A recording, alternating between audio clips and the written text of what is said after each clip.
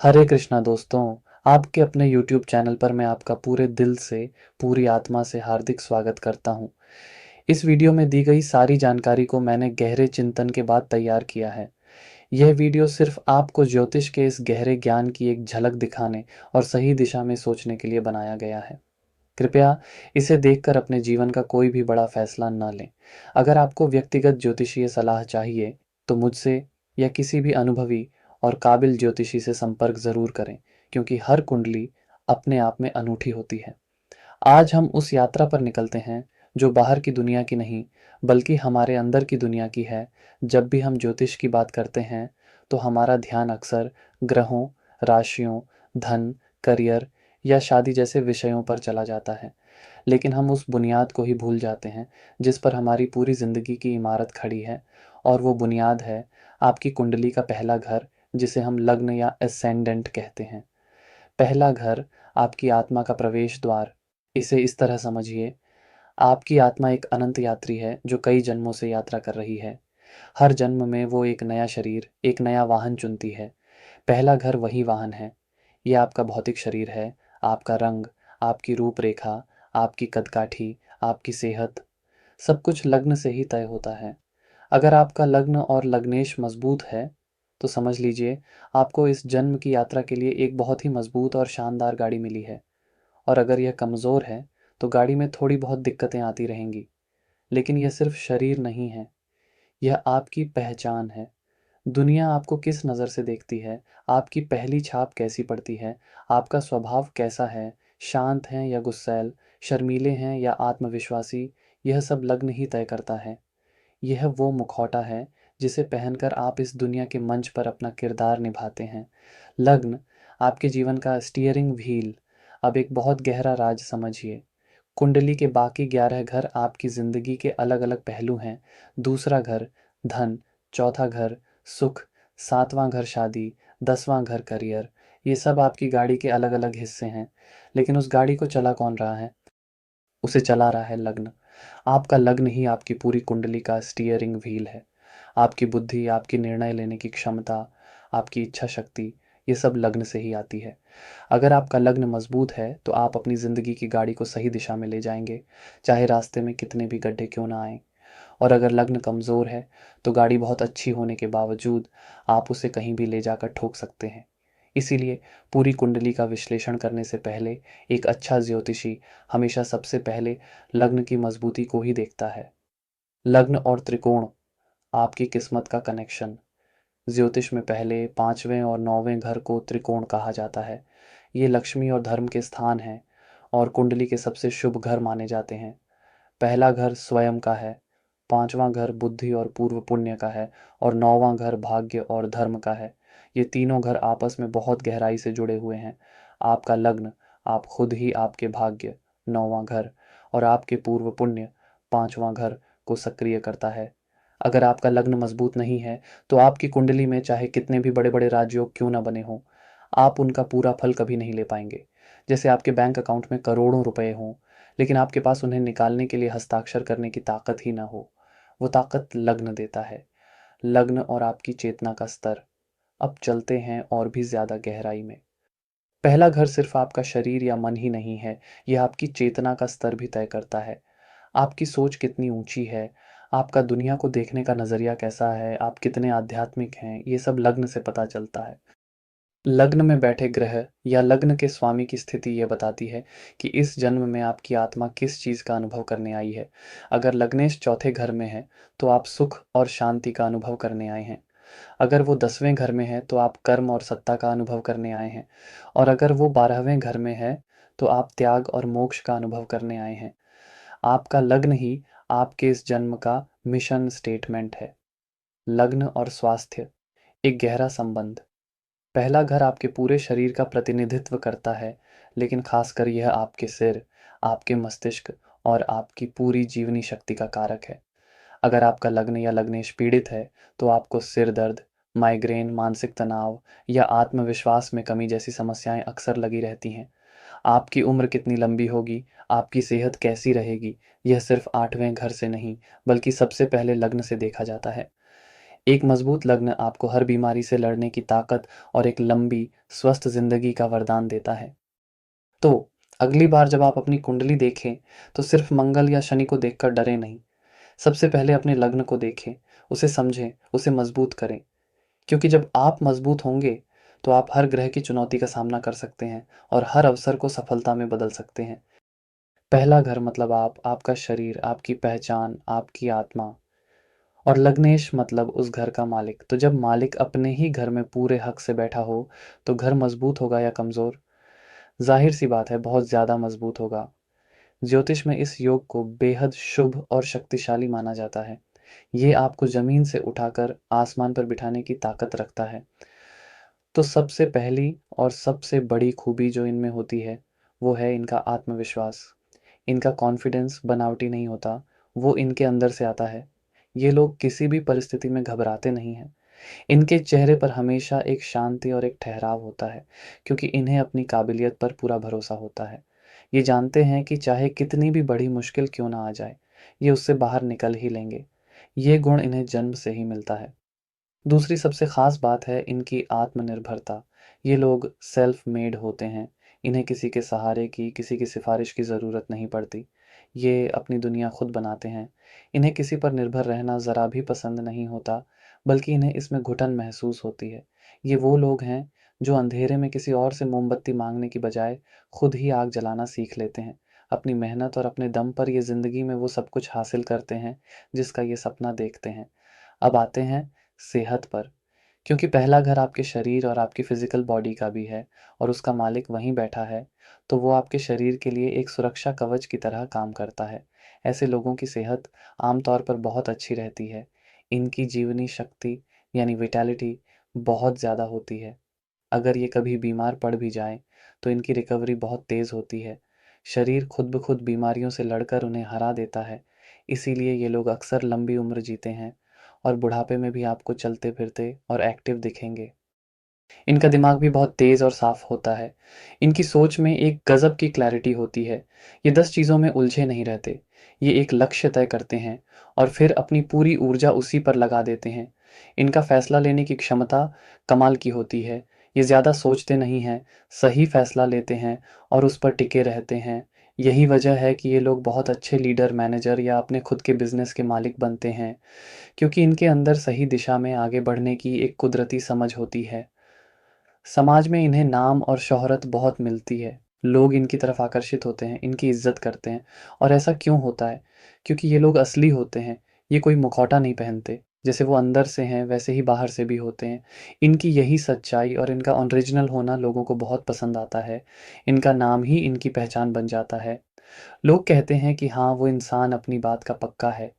एक और गहरा राज बताता हूँ, क्योंकि लग्न का स्वामी लग्न में है, तो ऐसे लोगों का अपनी आत्मा से एक गहरा जुड़ाव होता है। इन्हें बहुत अच्छे से पता होता है कि ये कौन है और इन्हें ज़िंदगी से क्या चाहिए। ये अपनी अंतरात्मा की आवाज़ को बहुत साफ-साफ सुन सकते हैं। इसीलिए ये ज़िंदगी में ऐसे फैसले लेते हैं, जो इन्हें सच्ची खुशी और संतुष्टि देते हैं। सिर्फ दुनिया को दिखाने के लिए कुछ नहीं करते। मुश्किलों से लड़ने की इनकी ताकत भी देखने लायक होती है। ज़िंदगी में जब इनके सामने कोई चुनौती आती है, तो ये बिखरते नहीं हैं, बल्कि और मजबूत होकर निखरते हैं। जैसे सोना आग में तपकर ही कुंदन बनता है, वैसे ही मुश्किलें इन्हें और चमका देती हैं। ये हर चुनौती को एक मौके की तरह देखते हैं, कुछ नया सीखने के लिए, खुद को और बेहतर बनाने के लिए। ये कभी हार नहीं मानते। इनका रवैया होता है, कोई बात नहीं, अगर ये रास्ता बंद हो गया है, तो मैं दूसरा बना लूँगा। हर शक्ति का अगर सही इस्तेमाल ना हो, तो वो नुकसान भी कर सकती है। लग्नेश का लग्न में होना एक दो-धारी तलवार की तरह है, जिसे बहुत समझदारी से चलाना पड़ता है। सबसे पहली और सबसे बड़ी कमज़ोरी जो इस योग से पैदा हो सकती है, वो है अहंकार और घमंड। जब आपको हर चीज़ आसानी से मिलने लगे, जब आपका आत्मविश्वास बहुत बढ़ जाए, तो इंसान को ये गलतफ़हमी हो जाती है कि मैं ही सब कुछ हूँ। ये मैं की भावना इतनी बढ़ जाती है कि वो हम को भूल जाते हैं। वो दूसरों को खुद से कम समझने लगते हैं और किसी की सलाह लेना अपनी शान के खिलाफ समझते हैं। इसी अहंकार की वजह से इनका स्वभाव बहुत ज़्यादा ज़िद्दी और अड़ियल हो सकता है। ये अपनी बात पर ऐसे अड़ जाते हैं कि सही गलत का फ़र्क ही भूल जाते हैं। इन्हें लगता है कि जो इन्होंने सोच लिया, बस वही दुनिया का सबसे बड़ा सच है। इस आदत के कारण इनके प्यारे से प्यारे रिश्ते भी खराब हो जाते हैं। लोग धीरे-धीरे इनसे कटना शुरू कर देते हैं, क्योंकि किसी को भी ऐसा इंसान पसंद नहीं आता जो हमेशा अपनी ही चलाए। अब एक बहुत ज़रूरी ज्योतिषीय नियम समझिए। पहला घर ठीक सामने से 7वें घर को देखता है। 7वां घर होता है आपके जीवन साथी का, आपके बिज़नेस पार्टनर का, यानी दूसरों का। जब पहला घर बहुत ज़्यादा शक्तिशाली और आत्म केंद्रित हो जाता है, तो वो 7वें घर के सुख में कमी कर देता है। ऐसे लोग अपने शादीशुदा जीवन में भी अपना दबदबा बनाए रखना चाहते हैं। वो चाहते हैं कि उनका पार्टनर हमेशा उनकी सुने, उनके हिसाब से चले। ये रिश्ते में बराबरी की भावना को ख़त्म कर देता है, जिससे रोज़-रोज़ के झगड़े और मानसिक तनाव पैदा होता है। एक और दिक्कत जो आती है वो है अकेलापन। सुनकर अजीब लगेगा, लेकिन ये सच है। ये लोग बाहर से भले ही बहुत सोशल दिखें, लेकिन अंदर से बहुत अकेले होते हैं, क्योंकि इनका आत्मनिर्भर स्वभाव इन्हें किसी से मदद मांगने या अपनी परेशानी बताने की इजाज़त नहीं देता। ये अपना हर दुख, हर तकलीफ़ अकेले ही सहते रहते हैं। ये अपनी एक ऐसी मज़बूत इमेज बना लेते हैं कि किसी को ये पता ही नहीं चलता कि इन्हें भी सहारे की ज़रूरत पड़ सकती है। अगर लग्नेश पर राहु, शनि या मंगल जैसे ग्रहों का कोई बुरा असर हो, तो ये सारी नकारात्मक चीज़ें और भी बढ़ जाती हैं। तब व्यक्ति अपने पद और अपनी ताकत का गलत इस्तेमाल भी कर सकता है, क्योंकि उसे लगता है कि उसे कोई पकड़ नहीं सकता। अगर ये दिक्कतें आपकी ज़िंदगी में भी हैं, तो आपको बस अपनी इस ज़बरदस्त ऊर्जा को सही दिशा देनी है। उपाय बहुत ही सरल और व्यावहारिक हैं। सबसे पहला उपाय है कृतज्ञता, यानी शुक्राना करना। रोज़ सुबह उठकर भगवान को उन सभी चीज़ों के लिए धन्यवाद दें जो आपके पास हैं। अपनी काबिलियत के लिए, अपनी अच्छी सेहत के लिए। जब आप शुक्राना करते हैं तो अहंकार अपने आप सिर नहीं उठा पाता। दूसरा और सबसे ज़रूरी उपाय है सुनना सीखें, खासकर अपने जीवन साथी की और अपने करीबियों की। जब वो कुछ कहें तो उसे काटने की बजाय शांति से सुनें और समझने की कोशिश करें। हर फैसले में उनकी राय को शामिल करें। इससे आपके रिश्ते भी सुधरेंगे और आपकी ऊर्जा भी संतुलित होगी। ज्योतिष के अनुसार अपने लग्नेश ग्रह को हमेशा सकारात्मक रखें। इसके लिए आप उस ग्रह के दिन से जुड़ा कोई सरल काम कर सकते हैं। जैसे अगर आपका लग्नेश सूर्य है, तो रविवार को पिता का सम्मान करें या उन्हें कोई तोहफा दें। अगर लग्नेश चंद्रमा है, तो सोमवार को माँ की सेवा करें। ये छोटे-छोटे काम आपके ग्रह को बहुत बल देते हैं। अपने लग्नेश के बीज मंत्र का रोज़ सुबह सिर्फ 5 मिनट के लिए जाप करें। जैसे शुक्र के लिए ओम शूं शुक्राय नमः या बृहस्पति के लिए ओम ब्रीम बृहस्पतये नमः। ये मंत्र आपकी ऊर्जा को शुद्ध करके उसे सही दिशा में लगाते हैं। और एक आखिरी सलाह, सेवा भाव अपनाएं। हफ्ते में एक बार किसी भी तरह की सेवा करें, चाहे किसी भूखे को खाना खिलाएं या किसी की बिना बताए मदद कर दें।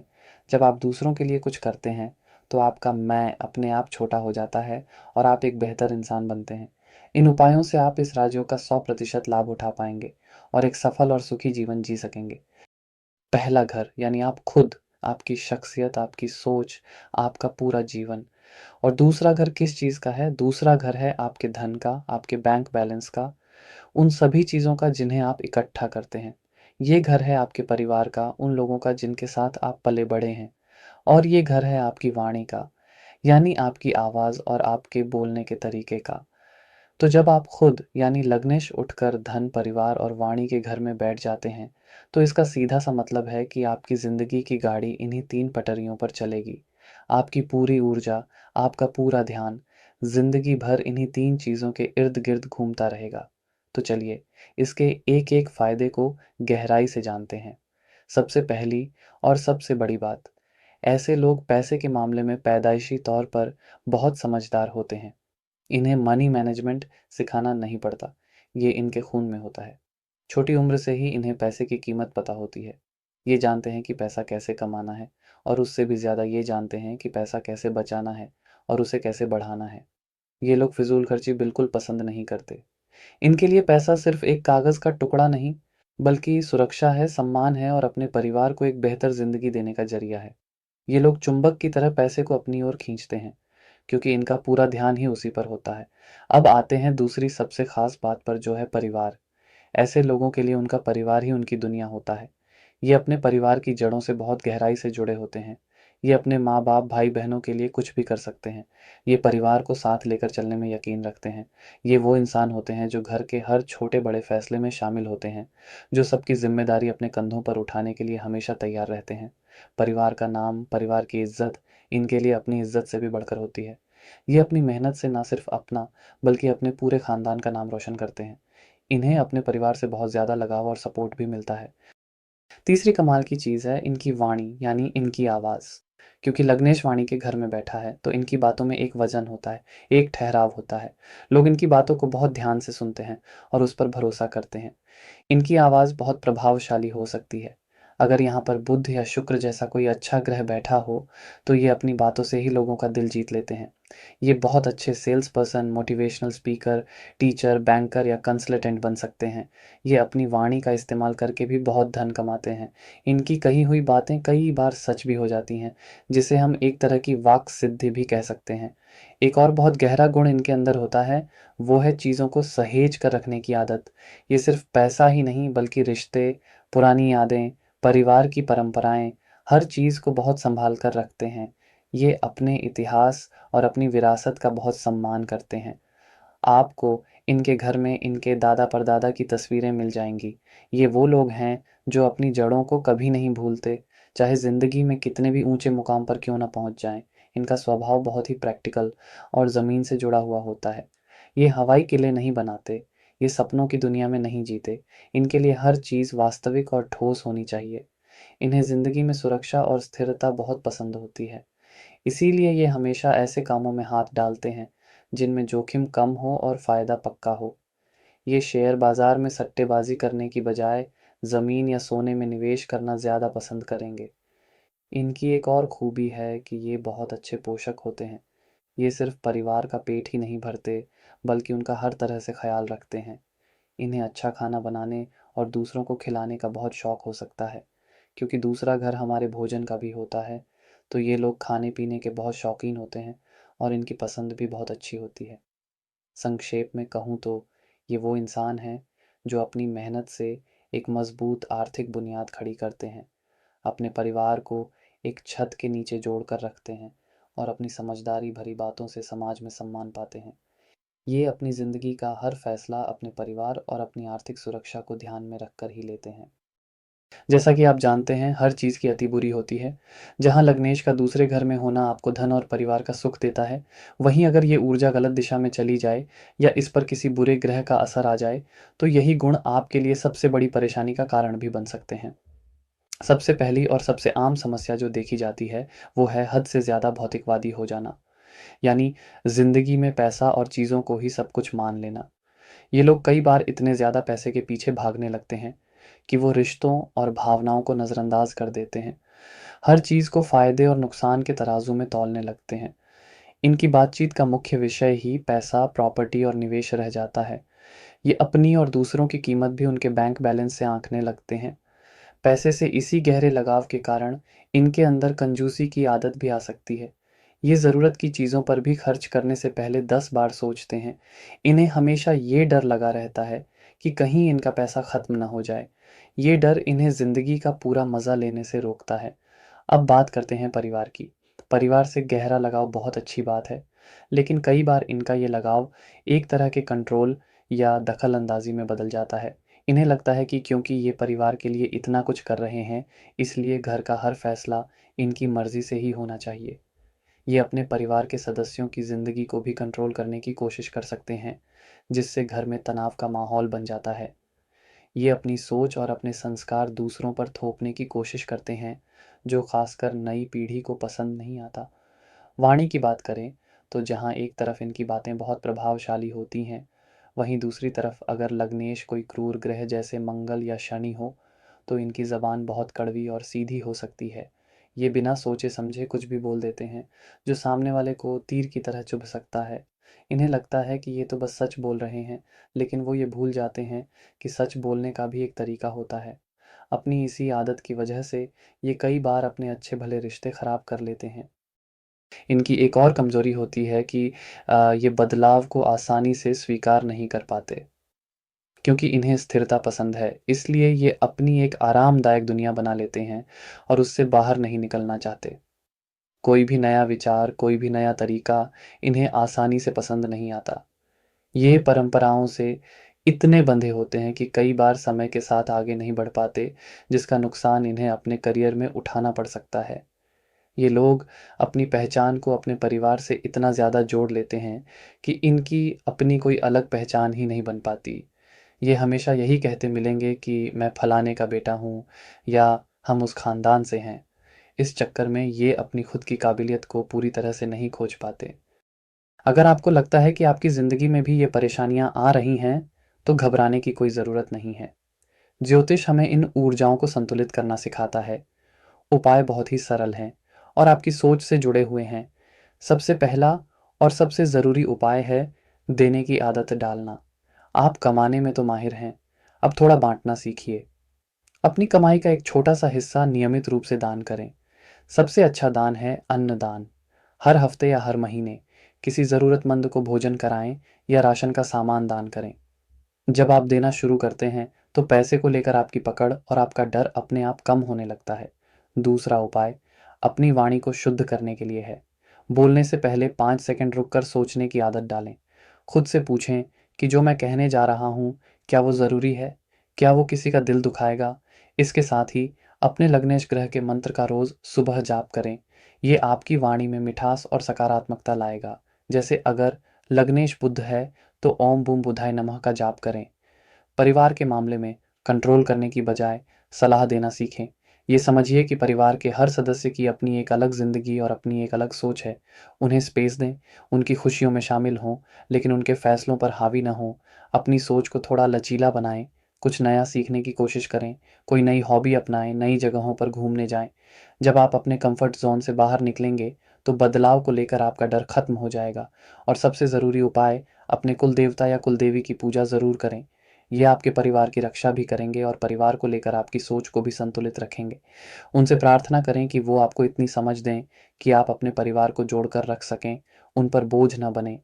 इन आसान से उपायों को अपनाकर आप इस योग की सारी अच्छाइयों का लाभ उठा सकते हैं और एक बहुत ही सुखी, समृद्ध और सम्मानित जीवन जी सकते हैं।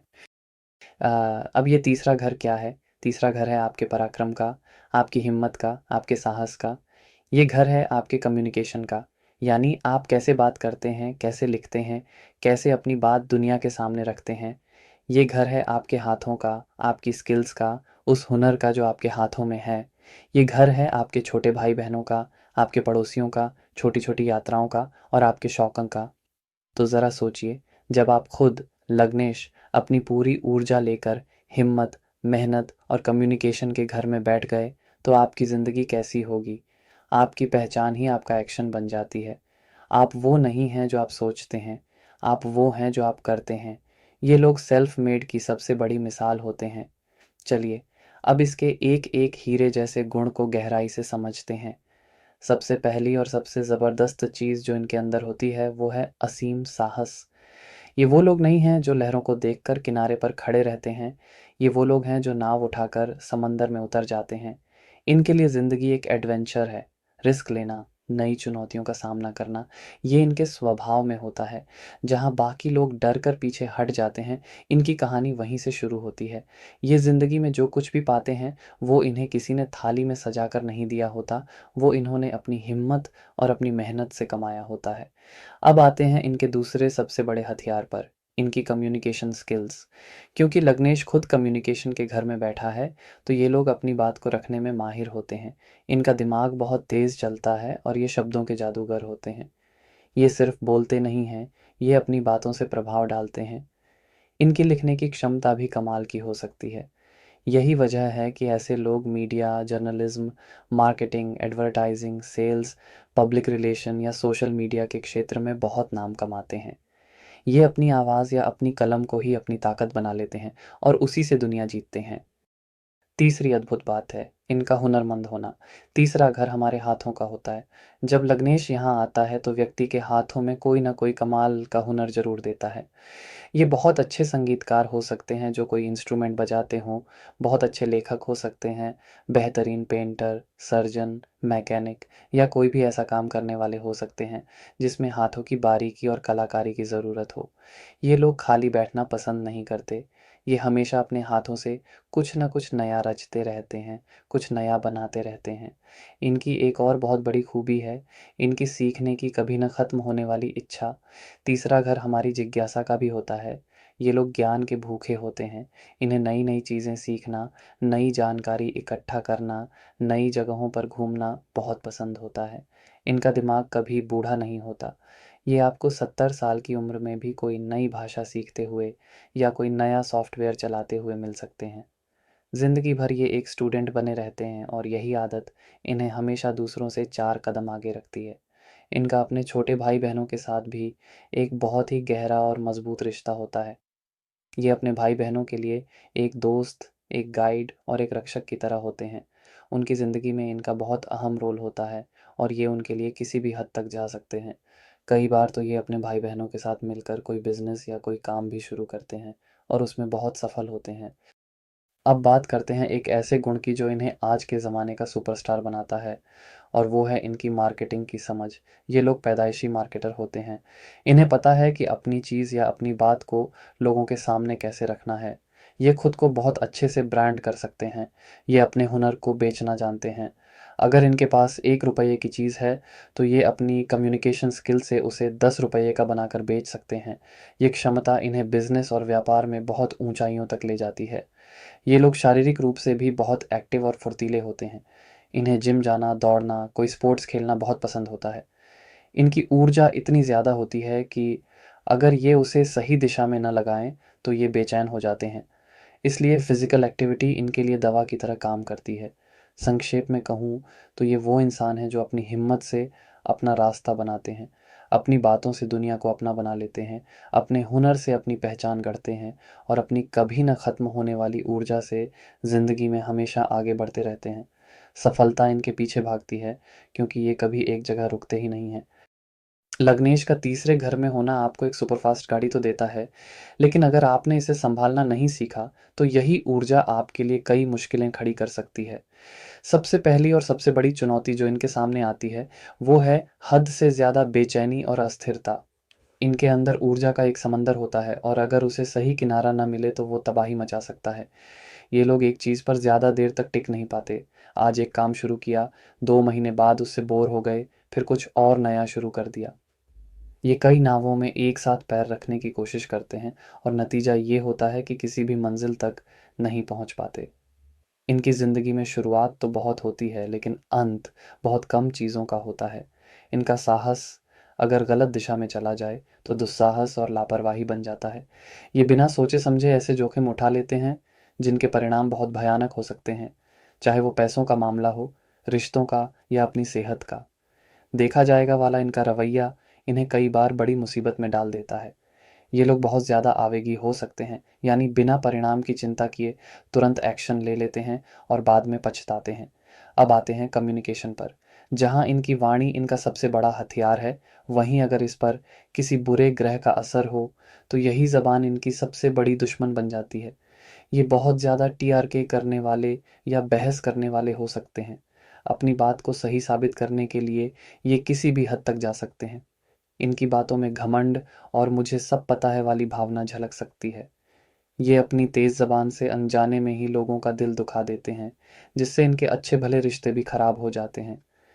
अपने भाई-बहनों के साथ जहाँ एक तरफ गहरा प्यार होता है, वहीं दूसरी तरफ हद से ज़्यादा कॉम्पिटिशन और ईर्ष्या की भावना भी हो सकती है।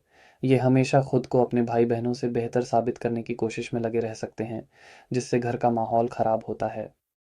एक और बहुत गहरी बात समझिए, तीसरा घर हमारे कंधों और हाथों का होता है। ये लोग अक्सर अपनी उम्र और अपनी क्षमता से ज़्यादा ज़िम्मेदारियों का बोझ अपने कंधों पर उठा लेते हैं।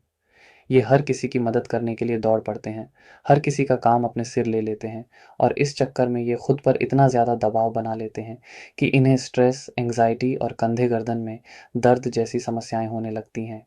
ये ना कहना सीख ही नहीं पाते। इनके अंदर धैर्य की बहुत कमी हो सकती है। इन्हें हर चीज़ का नतीजा तुरंत चाहिए होता है। अगर किसी काम में थोड़ा वक़्त लग रहा हो तो ये हिम्मत हार जाते हैं या उसे बीच में ही छोड़ देते हैं। सब्र का फल मीठा होता है, ये कहावत इन्हें समझ ही नहीं आती। इनकी एक और आदत होती है गॉसिप, यानी इधर की बात उधर करना, क्योंकि इन्हें जानकारी इकट्ठा करना और उसे फैलाना पसंद होता है, तो कई बार ये सही और गलत जानकारी में फ़र्क नहीं कर पाते और अफ़वाहों का हिस्सा बन जाते हैं, जिससे इनकी अपनी प्रतिष्ठा को भी नुकसान पहुँचता है। तो अगर ये सारी चुनौतियाँ आपकी ज़िंदगी में भी हैं, तो आपको अपनी इस ज़बरदस्त ऊर्जा को बस एक सही दिशा देनी है, उसे चैनलाइज़ करना है। उपाय बहुत ही सरल हैं और आपकी रोज़मर्रा की ज़िंदगी से ही जुड़े हैं।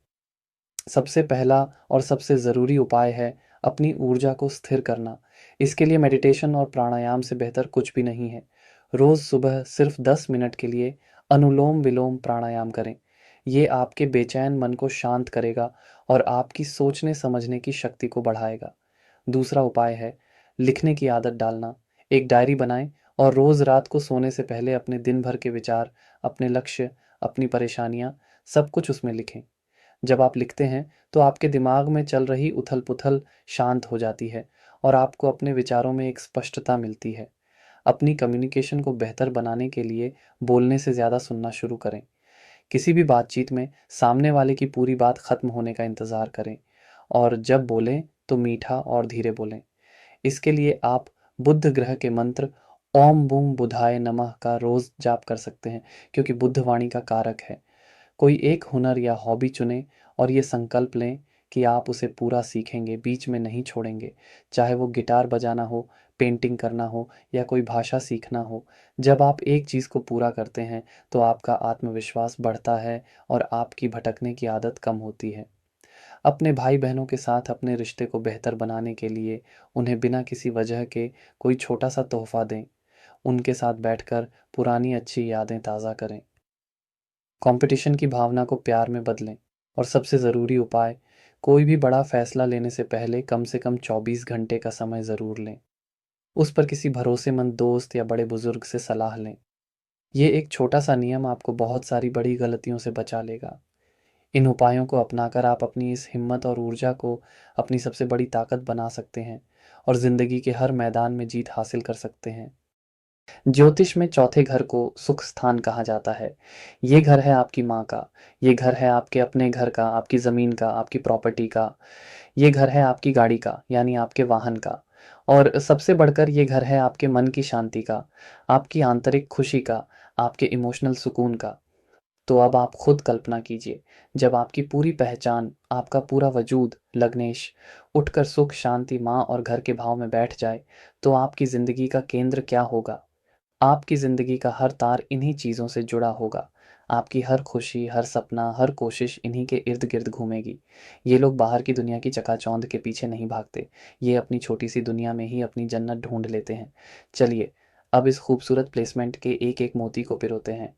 सबसे पहली और सबसे अनमोल चीज़ जो इन्हें मिलती है, वो है इनकी माँ का असीम प्यार और आशीर्वाद। ऐसे लोगों का अपनी माँ के साथ एक बहुत ही गहरा, बहुत ही आत्मिक रिश्ता होता है। इनकी माँ सिर्फ़ इनकी जन्म देने वाली नहीं होती, वो इनकी सबसे अच्छी दोस्त, इनकी सबसे बड़ी सपोर्टर और इनकी पहली गुरु होती है। इनकी ज़िंदगी के हर फ़ैसले में इनकी माँ की छाप दिखाई देती है और माँ का आशीर्वाद इनके लिए एक ऐसे सुरक्षा कवच की तरह काम करता है, जो इन्हें ज़िंदगी की हर बड़ी से बड़ी मुसीबत से बचा लेता है। ये लोग अपनी माँ की सेवा करने में, उन्हें खुश रखने में ही अपनी ज़िंदगी की सबसे बड़ी सार्थकता समझते हैं। अब आते हैं दूसरी सबसे बड़ी खुशी पर, जो है अपना घर। ऐसे लोगों को अपनी ज़मीन, अपने घर, अपनी मातृभूमि से एक गज़ब का लगाव होता है। इनके लिए घर सिर्फ़ ईंट-पत्थर का एक ढाँचा नहीं होता, वो इनका मंदिर होता है, इनका किला होता है, जहाँ ये दुनिया की हर परेशानी से खुद को महफ़ूज़ महसूस करते हैं। इन्हें किस्मत से बहुत अच्छा घर, ज़मीन, जायदाद और हर तरह के वाहन का सुख मिलता है। ये लोग अपनी मेहनत से बहुत सुंदर घर बनाते हैं और उसे सजाने-सँवारने में इन्हें बहुत आनंद आता है। इनका पूरा जीवन अपनी जड़ों से जुड़ा रहता है। ये चाहे दुनिया के किसी भी कोने में चले जाएँ, इनका दिल हमेशा अपने घर, अपने शहर, अपने देश के लिए ही धड़कता है। तीसरी और सबसे गहरी बात है इनके मन की शांति। आज की इस भाग-दौड़ भरी दुनिया में जहाँ हर कोई तनाव और बेचैनी से घिरा है, ये लोग कुदरती तौर पर एक शांत और संतुष्ट मन लेकर पैदा होते हैं। ये छोटी-छोटी चीज़ों में खुशियाँ ढूँढना जानते हैं। एक कप चाय, परिवार के साथ बैठकर बातें करना, अपने बगीचे में फूलों को देखना, यही इनके लिए असली खुशी होती है। इनका मन बहुत साफ और पवित्र होता है। इनके अंदर एक गज़ब की भावनात्मक समझ होती है। ये दूसरों के दुख दर्द को बिना कहे ही समझ जाते हैं। इनका दिल बहुत नरम होता है और ये हमेशा दूसरों की मदद के लिए तैयार रहते हैं। इनकी एक और बहुत बड़ी खासियत होती है कि ये जनता के बीच बहुत लोकप्रिय होते हैं। चौथा, घर आम जनता का भी होता है। जब लग्नेश यहाँ आता है तो व्यक्ति का जनता से एक सीधा कनेक्शन बन जाता है। लोग इन पर बहुत आसानी से भरोसा कर लेते हैं क्योंकि इनकी छवि बहुत ही ईमानदार, पारिवारिक और भरोसेमंद इंसान की बनती है। यही वजह है कि ऐसे लोग राजनीति, समाज सेवा, रियल एस्टेट, ऑटोमोबाइल इंडस्ट्री या खेती-बाड़ी से जुड़े कामों में बहुत सफल होते हैं। लोग इन्हें अपना नेता, अपना प्रतिनिधि मानने लगते हैं। इनकी शुरुआती शिक्षा भी बहुत अच्छी होती है क्योंकि चौथा घर हमारी बेसिक एजुकेशन का भी होता है। इन्हें पढ़ाई-लिखाई के लिए घर पर बहुत अच्छा माहौल मिलता है और इनके माता-पिता इनकी शिक्षा पर बहुत ध्यान देते हैं। यही मजबूत नींव इन्हें आगे चलकर ज़िंदगी में बहुत कामयाबी दिलाती है। इनके अंदर एक और गहरा गुण होता है पोषण करने का। जैसे माँ अपने बच्चे का पालन-पोषण करती है, वैसे ही ये लोग हर उस चीज़ का ख़्याल रखते हैं जो इनसे जुड़ी होती है। चाहे वो इनका परिवार हो, इनके पालतू जानवर हों, इनका बगीचा हो या इनका काम हो, ये हर चीज़ को बहुत प्यार और देखभाल से सींचते हैं। ये बहुत अच्छे होस्ट होते हैं। इनके घर पर मेहमानों का हमेशा स्वागत होता है। एक बहुत ही दिलचस्प बात बताता हूँ। इन लोगों को अपनी ज़िंदगी का असली सुख और सफलता 40 साल की उम्र के बाद या जीवन के दूसरे पड़ाव में ज़्यादा मिलती है, क्योंकि चौथा घर हमारी ज़िंदगी के अंत का भी प्रतीक है। तो जैसे-जैसे इनकी उम्र बढ़ती है, इनके सुख साधन, इनकी प्रॉपर्टी और इनकी मन की शांति भी बढ़ती चली जाती है। इनका बुढ़ापा बहुत ही आरामदायक और सुकून भरा बीतता है। संक्षेप में कहूँ तो ये वो भाग्यशाली आत्माएँ हैं जिनकी ज़िंदगी की तिजोरी माँ के आशीर्वाद, घर के सुकून, मन की शांति और जनता के प्यार से हमेशा भरी रहती है। ये अपनी जड़ों से जुड़कर ही आसमान की बुलंदियों को छूते हैं। लग्नेश का चौथे घर में होना आपको बेपनाह सुकून और सुरक्षा तो देता है, लेकिन अगर ये ऊर्जा एक दायरे में सिमट कर रह जाए, तो यही आपका सबसे बड़ा बंधन भी बन सकती है। सबसे पहली और सबसे बड़ी चुनौती जो इन लोगों के सामने आती है, वो है हद से ज़्यादा भावुक और संवेदनशील हो जाना। इनका मन बहुत नरम होता है, इसलिए छोटी-छोटी बातें भी इन्हें तीर की तरह चुभ जाती हैं। ये दूसरों की बातों को बहुत जल्दी दिल पर ले लेते हैं और फिर घंटों या दिनों तक उसी के बारे में सोचते रहते हैं। इनकी यही संवेदनशीलता इन्हें कई बार डिप्रेशन और एंग्जायटी की तरफ भी ले जा सकती है। ये अपनी भावनाओं को कंट्रोल नहीं कर पाते और इमोशनल होकर कई बार गलत फैसले भी ले लेते हैं। दूसरी बड़ी दिक्कत है अपने कंफर्ट ज़ोन से बाहर ना निकल पाना। इन्हें अपने घर, अपने शहर और अपने लोगों के बीच इतनी ज़्यादा सुरक्षा और आराम महसूस होता है कि ये उससे बाहर निकलना ही नहीं चाहते। ज़िंदगी में आगे बढ़ने के लिए, बड़ी सफलता पाने के लिए कई बार हमें अपना घर छोड़ना पड़ता है, नए लोगों से मिलना पड़ता है, लेकिन ये लोग ऐसा करने से डरते हैं। ये डर इन्हें ज़िंदगी में मिलने वाले कई बड़े मौक़ों से दूर कर देता है। ये अपनी बनाई हुई एक छोटी-सी दुनिया में ही कैद होकर रह जाते हैं। माँ के साथ गहरा लगाव, जहाँ एक तरफ वरदान है, वहीं दूसरी तरफ अगर ये हद से ज़्यादा बढ़ जाए, तो ये व्यक्ति को पूरी तरह से माँ पर निर्भर बना सकता है। ऐसे लोग अपनी ज़िंदगी का हर छोटा-बड़ा फैसला अपनी माँ से पूछ कर ही लेते हैं। इनकी अपनी कोई स्वतंत्र सोच या पहचान ही नहीं बन पाती। शादी के बाद भी ये अपनी माँ के पल्लू से बंधे रहते हैं, जिससे इनके वैवाहिक जीवन में बहुत बड़ी समस्याएँ खड़ी हो जाती हैं। इनका पार्टनर हमेशा ये महसूस करता है कि उसके और आपके बीच में हमेशा आपकी माँ खड़ी हैं। इनके अंदर एक और कमज़ोरी आ सकती है, वो है आलस। क्योंकि इन्हें चीज़ें थोड़ी आसानी से मिल जाती हैं, घर का सपोर्ट होता है, तो कई बार ये मेहनत करने से कतराने लगते हैं। इन्हें लगता है कि सब कुछ तो है ही, ज़्यादा हाथ-पैर मारने की क्या ज़रूरत है। ये रवैया इन्हें ज़िंदगी की दौड़ में बहुत पीछे कर सकता है। अगर चौथे घर में लग्नेश के साथ राहु या शनि जैसा कोई बुरा ग्रह बैठ जाए, तो ये सारी परेशानियाँ और भी बढ़ जाती हैं। तब व्यक्ति को अपनी माँ से दूर रहना पड़ सकता है या माँ की सेहत खराब रह सकती है। घर में कलह का माहौल बन सकता है, ज़मीन जायदाद को लेकर विवाद हो सकते हैं और मन की शांति की जगह मन में हमेशा एक अनजाना-सा डर और बेचैनी बनी रह सकती है। ये लोग अतीत में बहुत ज़्यादा जीते हैं। ये पुरानी बातों, पुरानी यादों को पकड़ कर बैठे रहते हैं और आगे नहीं बढ़ पाते। मेरे बचपन में ऐसा होता था। पहले ज़माना कितना अच्छा था। ये बातें आपको इनकी ज़ुबान पर अक्सर सुनने को मिलेंगी। ये वर्तमान में जीने की कला को भूल जाते हैं, जिससे ये आज मिलने वाली खुशियों को भी महसूस नहीं कर पाते। अगर आप भी इन भावनात्मक उतार-चढ़ाव से गुज़र रहे हैं, तो इसका समाधान बहुत ही सुंदर और आसान है। आपको बस अपनी जड़ों को सींचते हुए अपनी शाखाओं को आसमान की तरफ फैलाना सीखना है। सबसे पहला और सबसे शक्तिशाली उपाय है चंद्रमा को मजबूत करना, क्योंकि चंद्रमा आपके मन का और माँ का कारक है। इसके लिए हर सोमवार को भगवान शिव के मंदिर जाएं और शिवलिंग पर जल चढ़ाएं और पूर्णिमा की रात को थोड़ी देर चांद की रोशनी में ज़रूर बैठें। चांद को देखकर ओम सो सोमाय नमः मंत्र का जाप करें। यह आपके मन को शांत करेगा और आपकी भावनाओं को स्थिर करेगा। दूसरा उपाय, अपने कंफर्ट ज़ोन से बाहर निकलने की प्रैक्टिस करना है। हफ्ते में 1 दिन कोई ऐसा काम ज़रूर करें, जो आपने पहले कभी नहीं किया हो। किसी नई जगह पर घूमने जाएँ, किसी अजनबी से बात करने की कोशिश करें, कोई नई डिश ट्राई करें। ये छोटे-छोटे कदम आपके अंदर के डर को ख़त्म करेंगे और आपका आत्मविश्वास बढ़ाएँगे। अपनी माँ का सम्मान करें, उनकी सेवा करें, लेकिन अपनी ज़िंदगी के फ़ैसले खुद लेना सीखें। अपनी माँ को अपना दोस्त बनाएँ, अपनी परेशानियाँ उनसे शेयर करें, लेकिन आखिरी फ़ैसला अपनी समझ और अपने विवेक से लें। अपने घर में सकारात्मक ऊर्जा को बढ़ाने के लिए घर को हमेशा साफ-सुथरा रखें। सुबह-शाम घर में कपूर या गूगल की धूनी दें।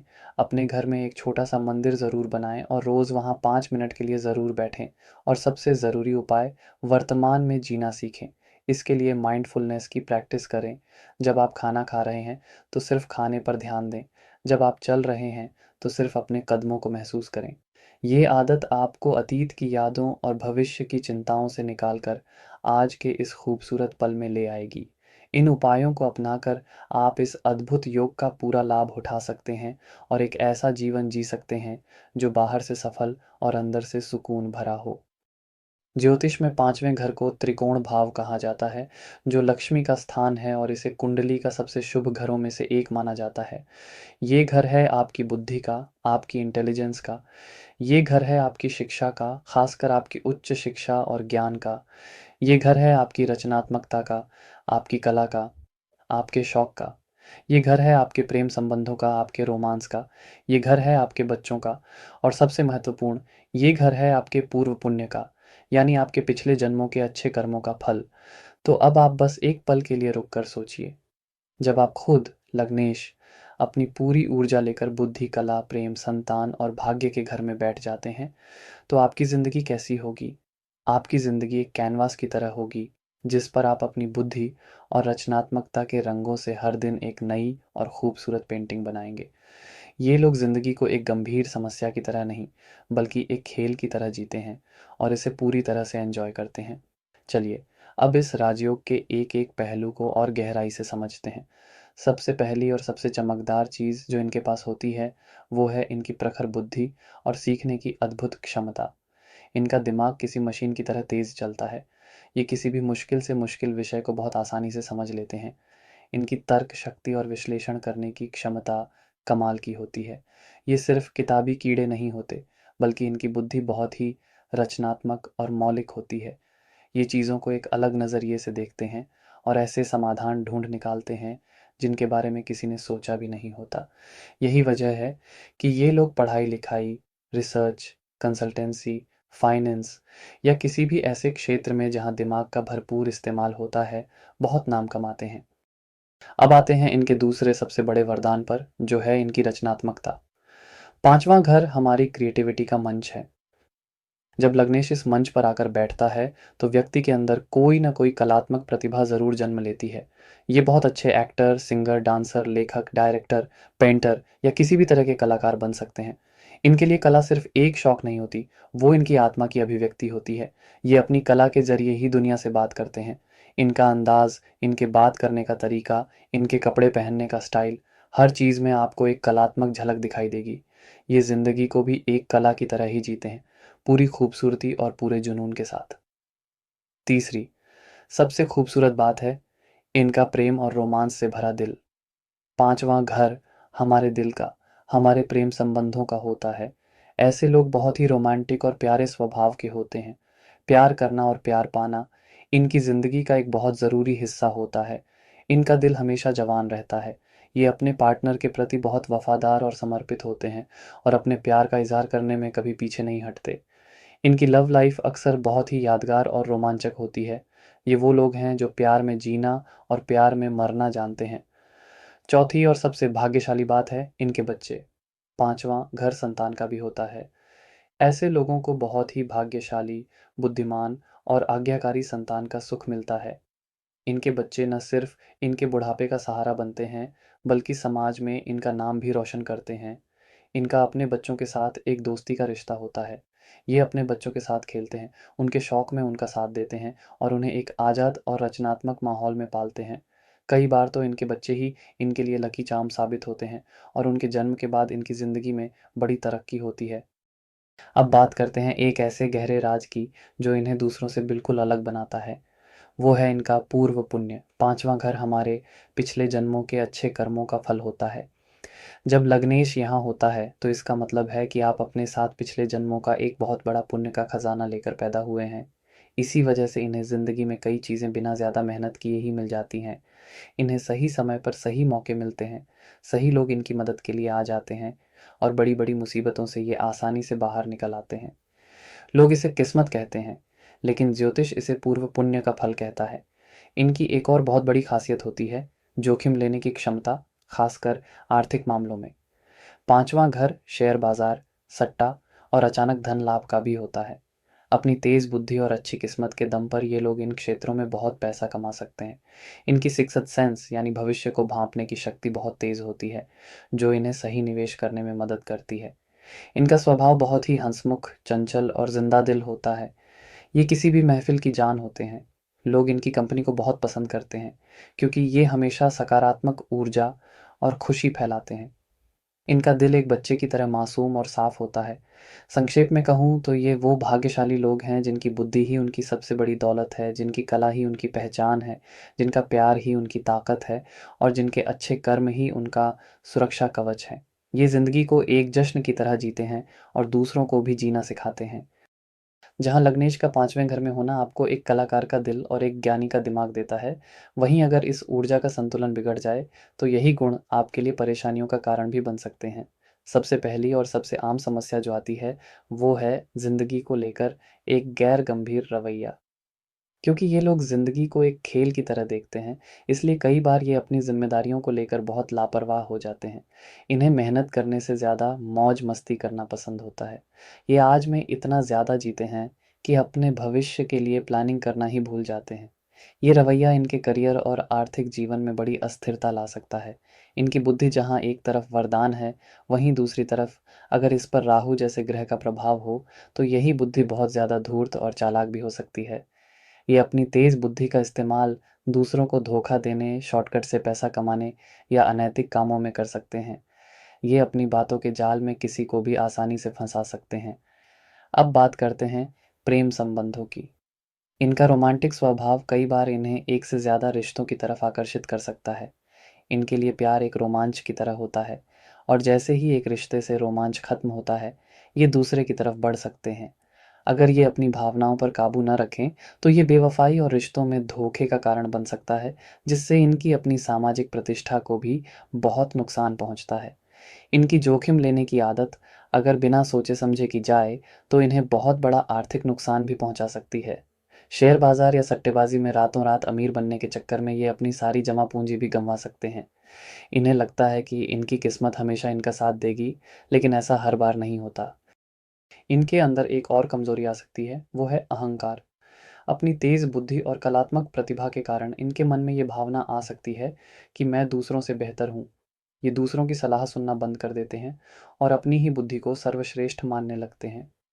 ये अहंकार इन्हें सीखने की प्रक्रिया से दूर कर देता है और इनकी तरक्की को रोक देता है। संतान के मामले में भी जहाँ एक तरफ भाग्यशाली संतान मिलती है, वहीं दूसरी तरफ अगर ग्रह पीड़ित हो तो संतान होने में देरी हो सकती है या बच्चों की सेहत या उनकी शिक्षा को लेकर इन्हें बहुत ज़्यादा चिंता और तनाव का सामना करना पड़ सकता है। ये अपने बच्चों से इतनी ज़्यादा उम्मीदें लगा लेते हैं कि जब वो पूरी नहीं होती तो इन्हें बहुत दुख होता है।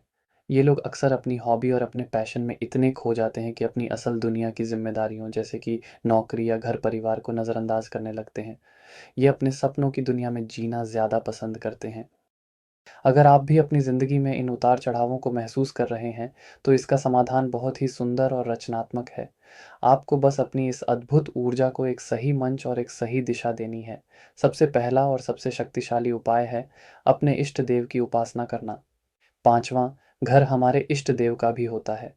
आपके जो भी इष्ट देव हैं, चाहे वो भगवान गणेश हों, माँ सरस्वती हों या भगवान विष्णु, उनकी नियमित रूप से पूजा करें।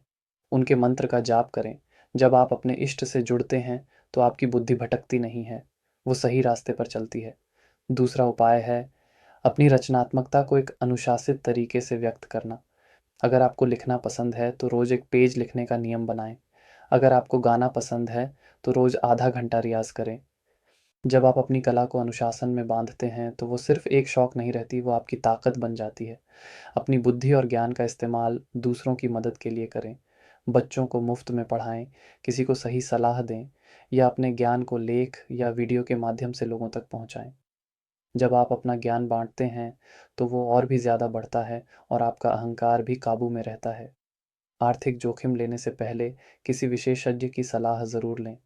अपनी सारी पूँजी कभी भी एक जगह न लगाएँ। सट्टेबाज़ी और शॉर्टकट से पैसा कमाने की प्रवृत्ति से दूर रहें। याद रखें, मेहनत से कमाया हुआ 1 रुपया भी किस्मत से मिले 100 रुपये से ज़्यादा कीमती होता है। अपने प्रेम संबंधों में स्थिरता लाने के लिए अपने पार्टनर के प्रति पूरी तरह से ईमानदार रहें। रोमांस और रोमांच के साथ-साथ रिश्ते में ज़िम्मेदारी और समर्पण की भावना को भी महत्व दें। और सबसे ज़रूरी उपाय, सूर्य देव को रोज़ सुबह जल चढ़ाएँ, क्योंकि सूर्य 5वें घर के प्राकृतिक कारक हैं और आत्मा के भी कारक हैं। जब आप सूर्य को जल देते हैं और ओम सूर्याय नमः का जाप करते हैं, तो आपकी आत्मा को बल मिलता है, आपकी रचनात्मकता को सही दिशा मिलती है और आपकी ज़िंदगी में यश और सम्मान की वृद्धि होती है। इन उपायों को अपनाकर आप इस अद्भुत राजयोग का पूरा लाभ उठा सकते हैं और एक ऐसी ज़िंदगी जी सकते हैं जो बुद्धिमान, रचनात्मक, प्रेमपूर्ण और सही मायनों में सफल हो। ज्योतिष में छठे घर को त्रिक भाव या दुस्थान कहा जाता है।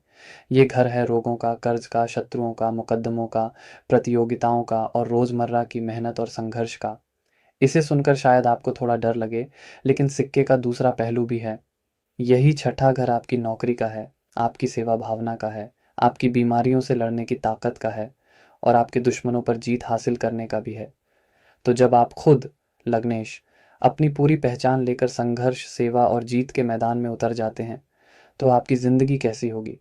आपकी ज़िंदगी एक युद्ध के मैदान की तरह होगी, जहाँ आप एक अजेय योद्धा हैं। आपको ज़िंदगी में कोई भी चीज़ आसानी से थाली में सजी हुई नहीं मिलती। आपको हर चीज़ के लिए लड़ना पड़ता है, मेहनत करनी पड़ती है। लेकिन सबसे खूबसूरत बात ये है कि अंत में जीत हमेशा आपकी ही होती है। ये लोग ज़मीन से उठकर अपनी पहचान बनाते हैं। चलिए, अब इस योद्धा की एक-एक ताकत को गहराई से समझते हैं। सबसे पहली और सबसे बड़ी खूबी जो इनके अंदर होती है, वो है इनकी लड़ने की अद्भुत क्षमता। ये लोग जन्म से ही फाइटर होते हैं। ज़िंदगी इनके सामने चाहे कितनी भी बड़ी चुनौती क्यों ना रख दे, ये कभी हार नहीं मानते। इनका रवैया होता है, जितनी बड़ी मुश्किल, उतनी बड़ी मेरी जीत। जहाँ आम इंसान छोटी-छोटी परेशानियों में टूट जाता है, ये लोग बड़ी से बड़ी मुसीबतों का सामना हँसते-हँसते करते हैं। इनका यही गुण इन्हें ज़िंदगी की हर प्रतियोगिता में, हर मुकाबले में विजयी बनाता है। अब आते हैं इनके दूसरे सबसे बड़े गुण पर, जो है इनकी सेवा भावना। छठा घर सेवा का होता है। ऐसे लोगों के दिल में दूसरों के लिए बहुत करुणा और सेवा का भाव होता है। ये दूसरों के दुख को देखकर बैठ नहीं सकते। ये उनकी मदद के लिए तुरंत आगे आते हैं। ये बहुत अच्छे डॉक्टर, नर्स, हीलर, वकील, सोशल वर्कर या फिर जानवरों की देखभाल करने वाले बन सकते हैं। ये उन लोगों की आवाज़ बनते हैं जो कमज़ोर हैं, जो पीड़ित हैं। दूसरों की सेवा करने में इन्हें एक आत्मिक शांति और सुकून मिलता है, जो इन्हें किसी और काम में नहीं मिल सकता। तीसरी कमाल की चीज़ है इनकी बीमारियों से लड़ने की शक्ति। छठा घर रोगों का है, इसलिए यह सच है कि इन्हें अपनी सेहत को लेकर थोड़ी बहुत परेशानियां लगी रह सकती हैं, जैसे पेट की समस्या या कोई छोटी-मोटी एलर्जी। लेकिन क्योंकि लग्नेश खुद रोगों के घर में बैठा है, तो वो एक डॉक्टर की तरह शरीर के अंदर ही मौजूद रहता है। इनकी रोग प्रतिरोधक क्षमता, यानी बीमारियों से लड़ने की ताकत गज़ब की होती है। अगर ये बीमार पड़ भी जाएँ, तो बहुत जल्दी और मज़बूती से ठीक होकर वापस खड़े हो जाते हैं। ये अपनी सेहत को लेकर बहुत अनुशासित और जागरूक भी होते हैं। चौथी और सबसे महत्वपूर्ण बात है शत्रुओं पर विजय। छठा, घर आपके दुश्मनों और विरोधियों का है। जब आपका लग्नेश यहाँ होता है तो आपकी ज़िंदगी में कंपटीशन, विरोधी और गुप्त शत्रु तो बहुत होते हैं, लेकिन कोई भी आपके सामने टिक नहीं पाता। आप अपनी बुद्धि, अपनी मेहनत और अपनी रणनीति से अपने हर दुश्मन को हरा देते हैं।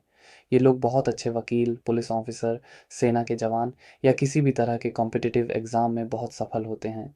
इन्हें कंपटीशन में मज़ा आता है, ये इन्हें और बेहतर बनने के लिए प्रेरित करता है। इनकी एक और बहुत बड़ी खासियत होती है, इनका अनुशासन और मैनेजमेंट स्किल। छठा घर हमारी रोज की दिनचर्या का होता है। ये लोग अपने जीवन को बहुत ही व्यवस्थित और अनुशासित तरीके से जीते हैं।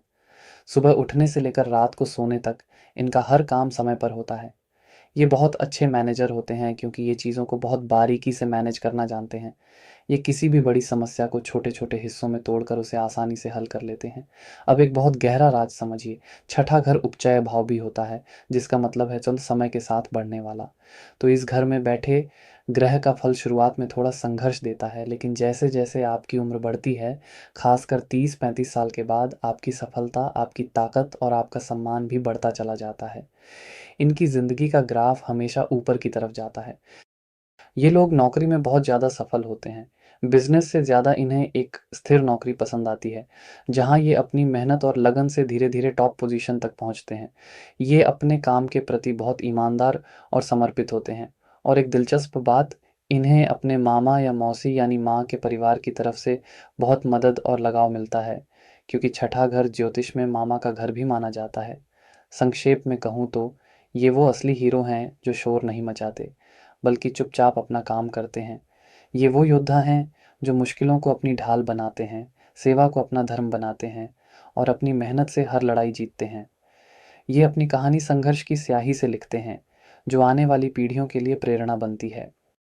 लग्नेश का छठे घर में होना आपको एक योद्धा तो बनाता है, लेकिन इस लड़ाई के कुछ साइड इफ़ेक्ट्स भी होते हैं, जिन्हें समझना बहुत ज़रूरी है।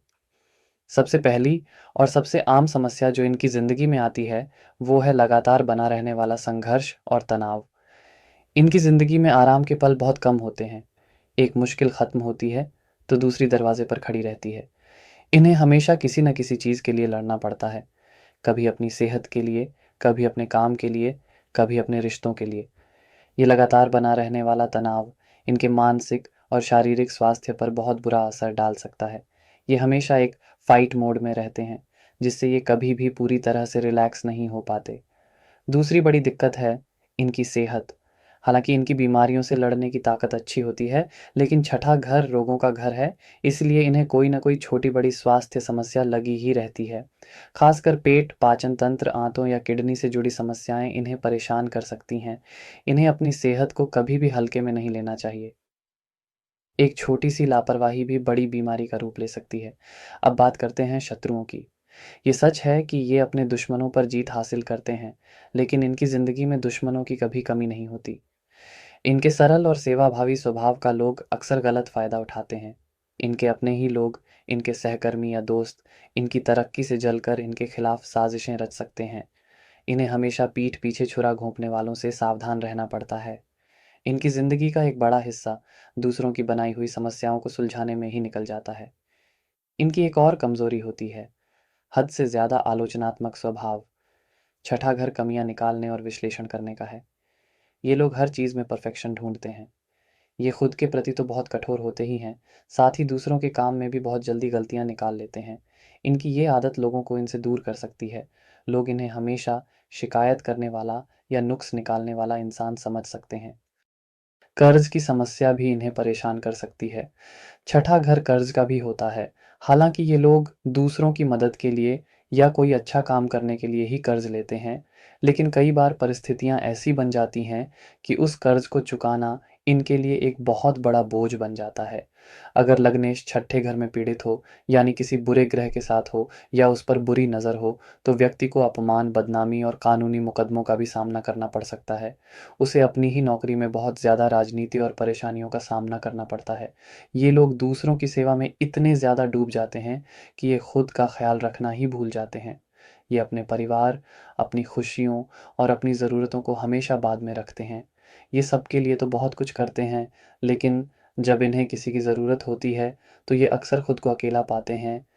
ये अपनी तकलीफ किसी से बांटते नहीं हैं और अंदर ही अंदर घुटते रहते हैं।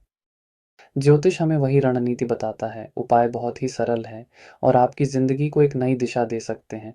सबसे पहला और सबसे शक्तिशाली उपाय है सेवा को अपनी आदत बना लेना।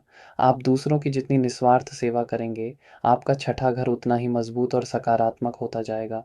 इसके लिए ज़रूरी नहीं कि आप पैसे ही दान करें। आप किसी बीमार की देखभाल कर सकते हैं, किसी गरीब बच्चे को पढ़ा सकते हैं या सबसे आसान जानवरों की सेवा कर सकते हैं। रोज़ अपने घर के बाहर कुत्तों को रोटी या पक्षियों को दाना ज़रूर डालें। ये छोटा-सा काम आपके ऊपर आने वाली कई बड़ी मुसीबतों को टाल देगा। दूसरा उपाय है अपने स्वास्थ्य को अपनी पहली प्राथमिकता बनाना।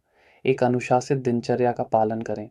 रोज़ सुबह जल्दी उठें, योग या व्यायाम को अपनी ज़िंदगी का हिस्सा बनाएँ। अपने खान-पान का बहुत ध्यान रखें। तला हुआ और मसालेदार भोजन से बचें। जब आप शारीरिक रूप से मजबूत होंगे, तभी आप हर लड़ाई लड़ पाएँगे।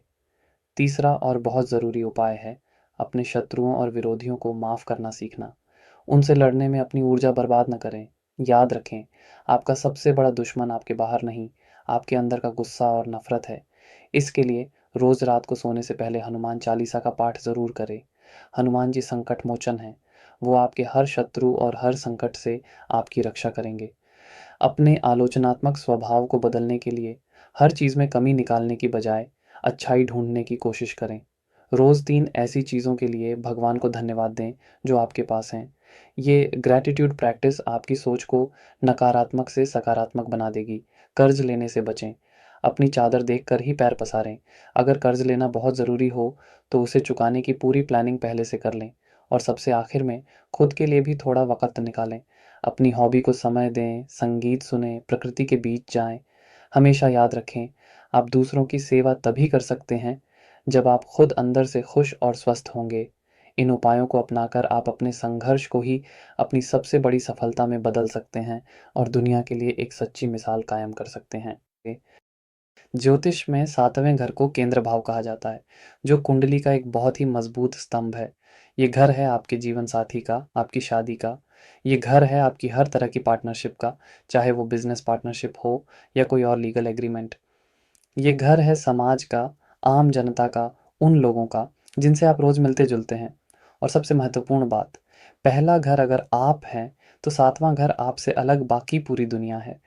तो जब आप खुद लगनेस अपनी पूरी पहचान लेकर अपने सामने वाले घर यानी पार्टनर और दुनिया के घर में बैठ जाते हैं तो आपकी ज़िंदगी कैसी होगी। आपकी ज़िंदगी का फोकस आपसे हटकर दूसरों पर चला जाता है। आप अकेले में अधूरे हैं।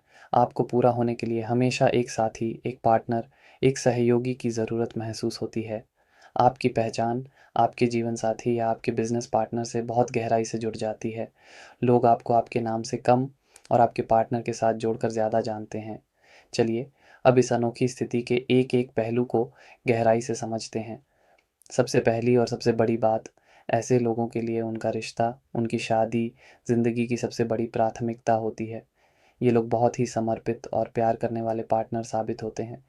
ये अपने जीवन साथी की खुशी के लिए, अपने रिश्ते को सफल बनाने के लिए किसी भी हद तक जा सकते हैं। इनके लिए मैं से हमेशा बड़ा होता है। इन्हें एक ऐसा जीवन साथी मिलता है जो बहुत ही प्रभावशाली व्यक्तित्व का होता है और शादी के बाद इनकी अपनी किस्मत भी चमक जाती है। अक्सर देखा गया है कि इनकी ज़िंदगी में असली तरक्की और स्थिरता शादी के बाद ही आती है। इनका पार्टनर इनके लिए सिर्फ एक साथी नहीं, बल्कि एक दोस्त, एक गाइड और एक बिजनेस एडवाइज़र भी होता है। अब आते हैं इनके दूसरे सबसे बड़े गुण पर, जो है इनकी बिज़नेस और पार्टनरशिप की समझ। ये लोग अकेले काम करने की बजाय टीम में या किसी के साथ मिलकर काम करने में ज़्यादा सफल होते हैं। इनके अंदर लोगों को समझने, उनके साथ तालमेल बिठाने और एक सफल साझेदारी निभाने की एक कुदरती समझ होती है। ये बहुत अच्छे diplomat, negotiator, businessman, public relation officer या कंसल्टेंट बन सकते हैं। इन्हें पता होता है कि कैसे दो अलग-अलग विचारों को जोड़कर एक कामयाब नतीजा निकाला जा सकता है। ये लोग व्यापार और वाणिज्य में बहुत नाम कमाते हैं, खासकर अगर वो पार्टनरशिप में किया जाए।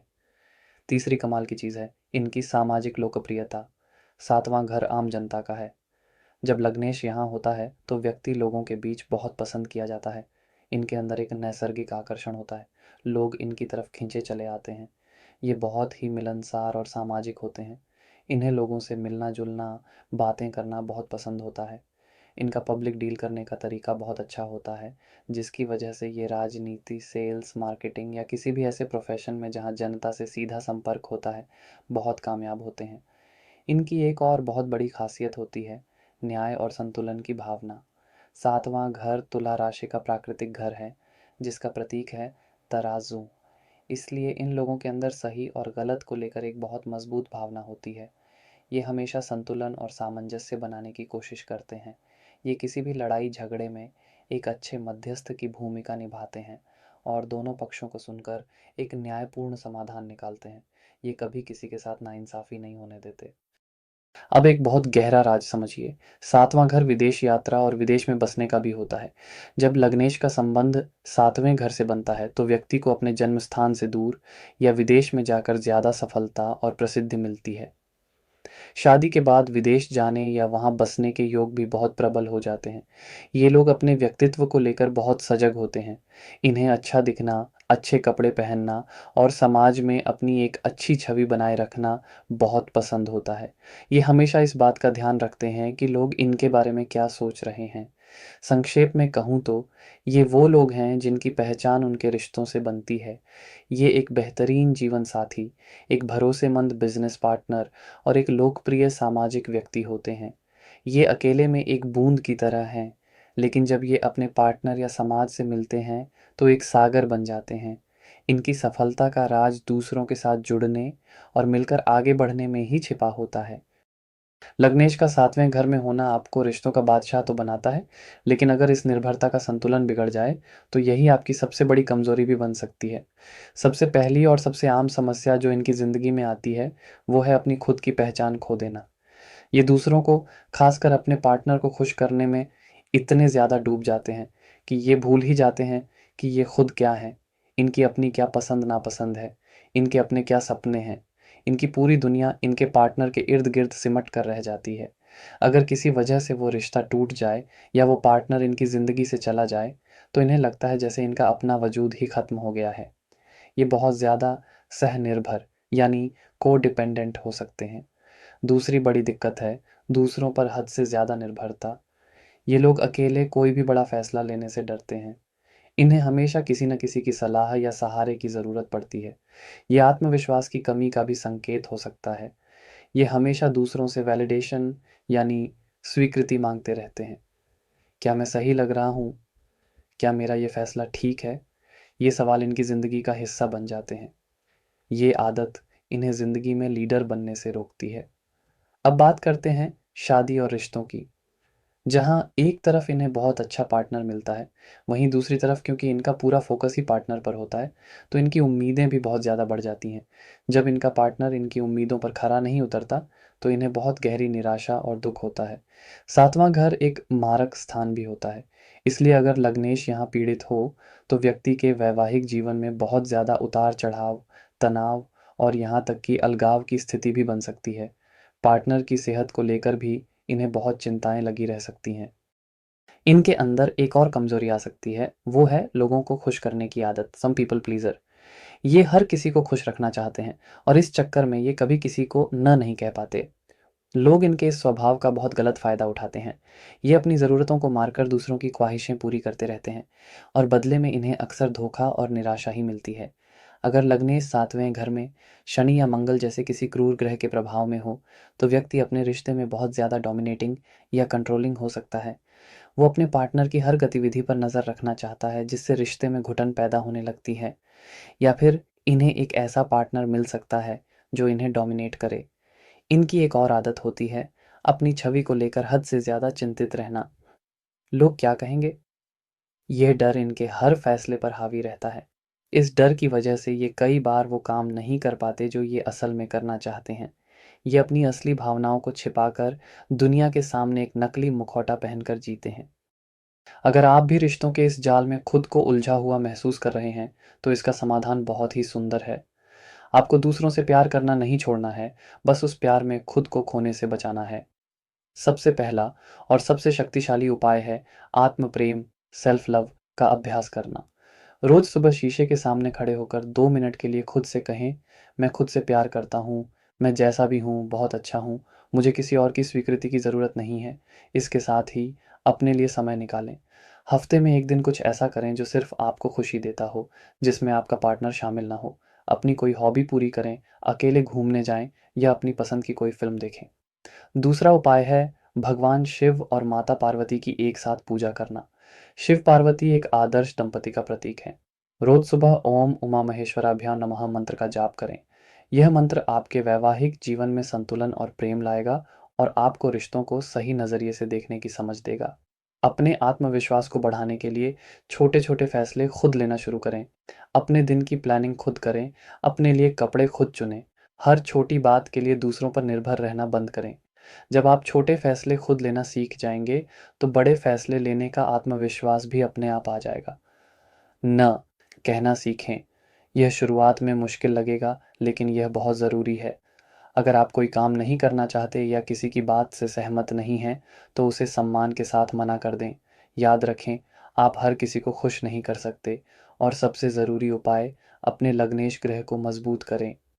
आपके जो भी लग्नेश ग्रह हैं, जैसे मंगल, शुक्र, बुध आदि, उनके दिन का व्रत रख सकते हैं या उस ग्रह से जुड़ा रत्न किसी अच्छे ज्योतिषी से सलाह लेकर धारण कर सकते हैं। जब आपका लग्नेश मजबूत होगा, तो आपका अपना व्यक्तित्व मजबूत होगा और आप दूसरों पर कम निर्भर रहेंगे।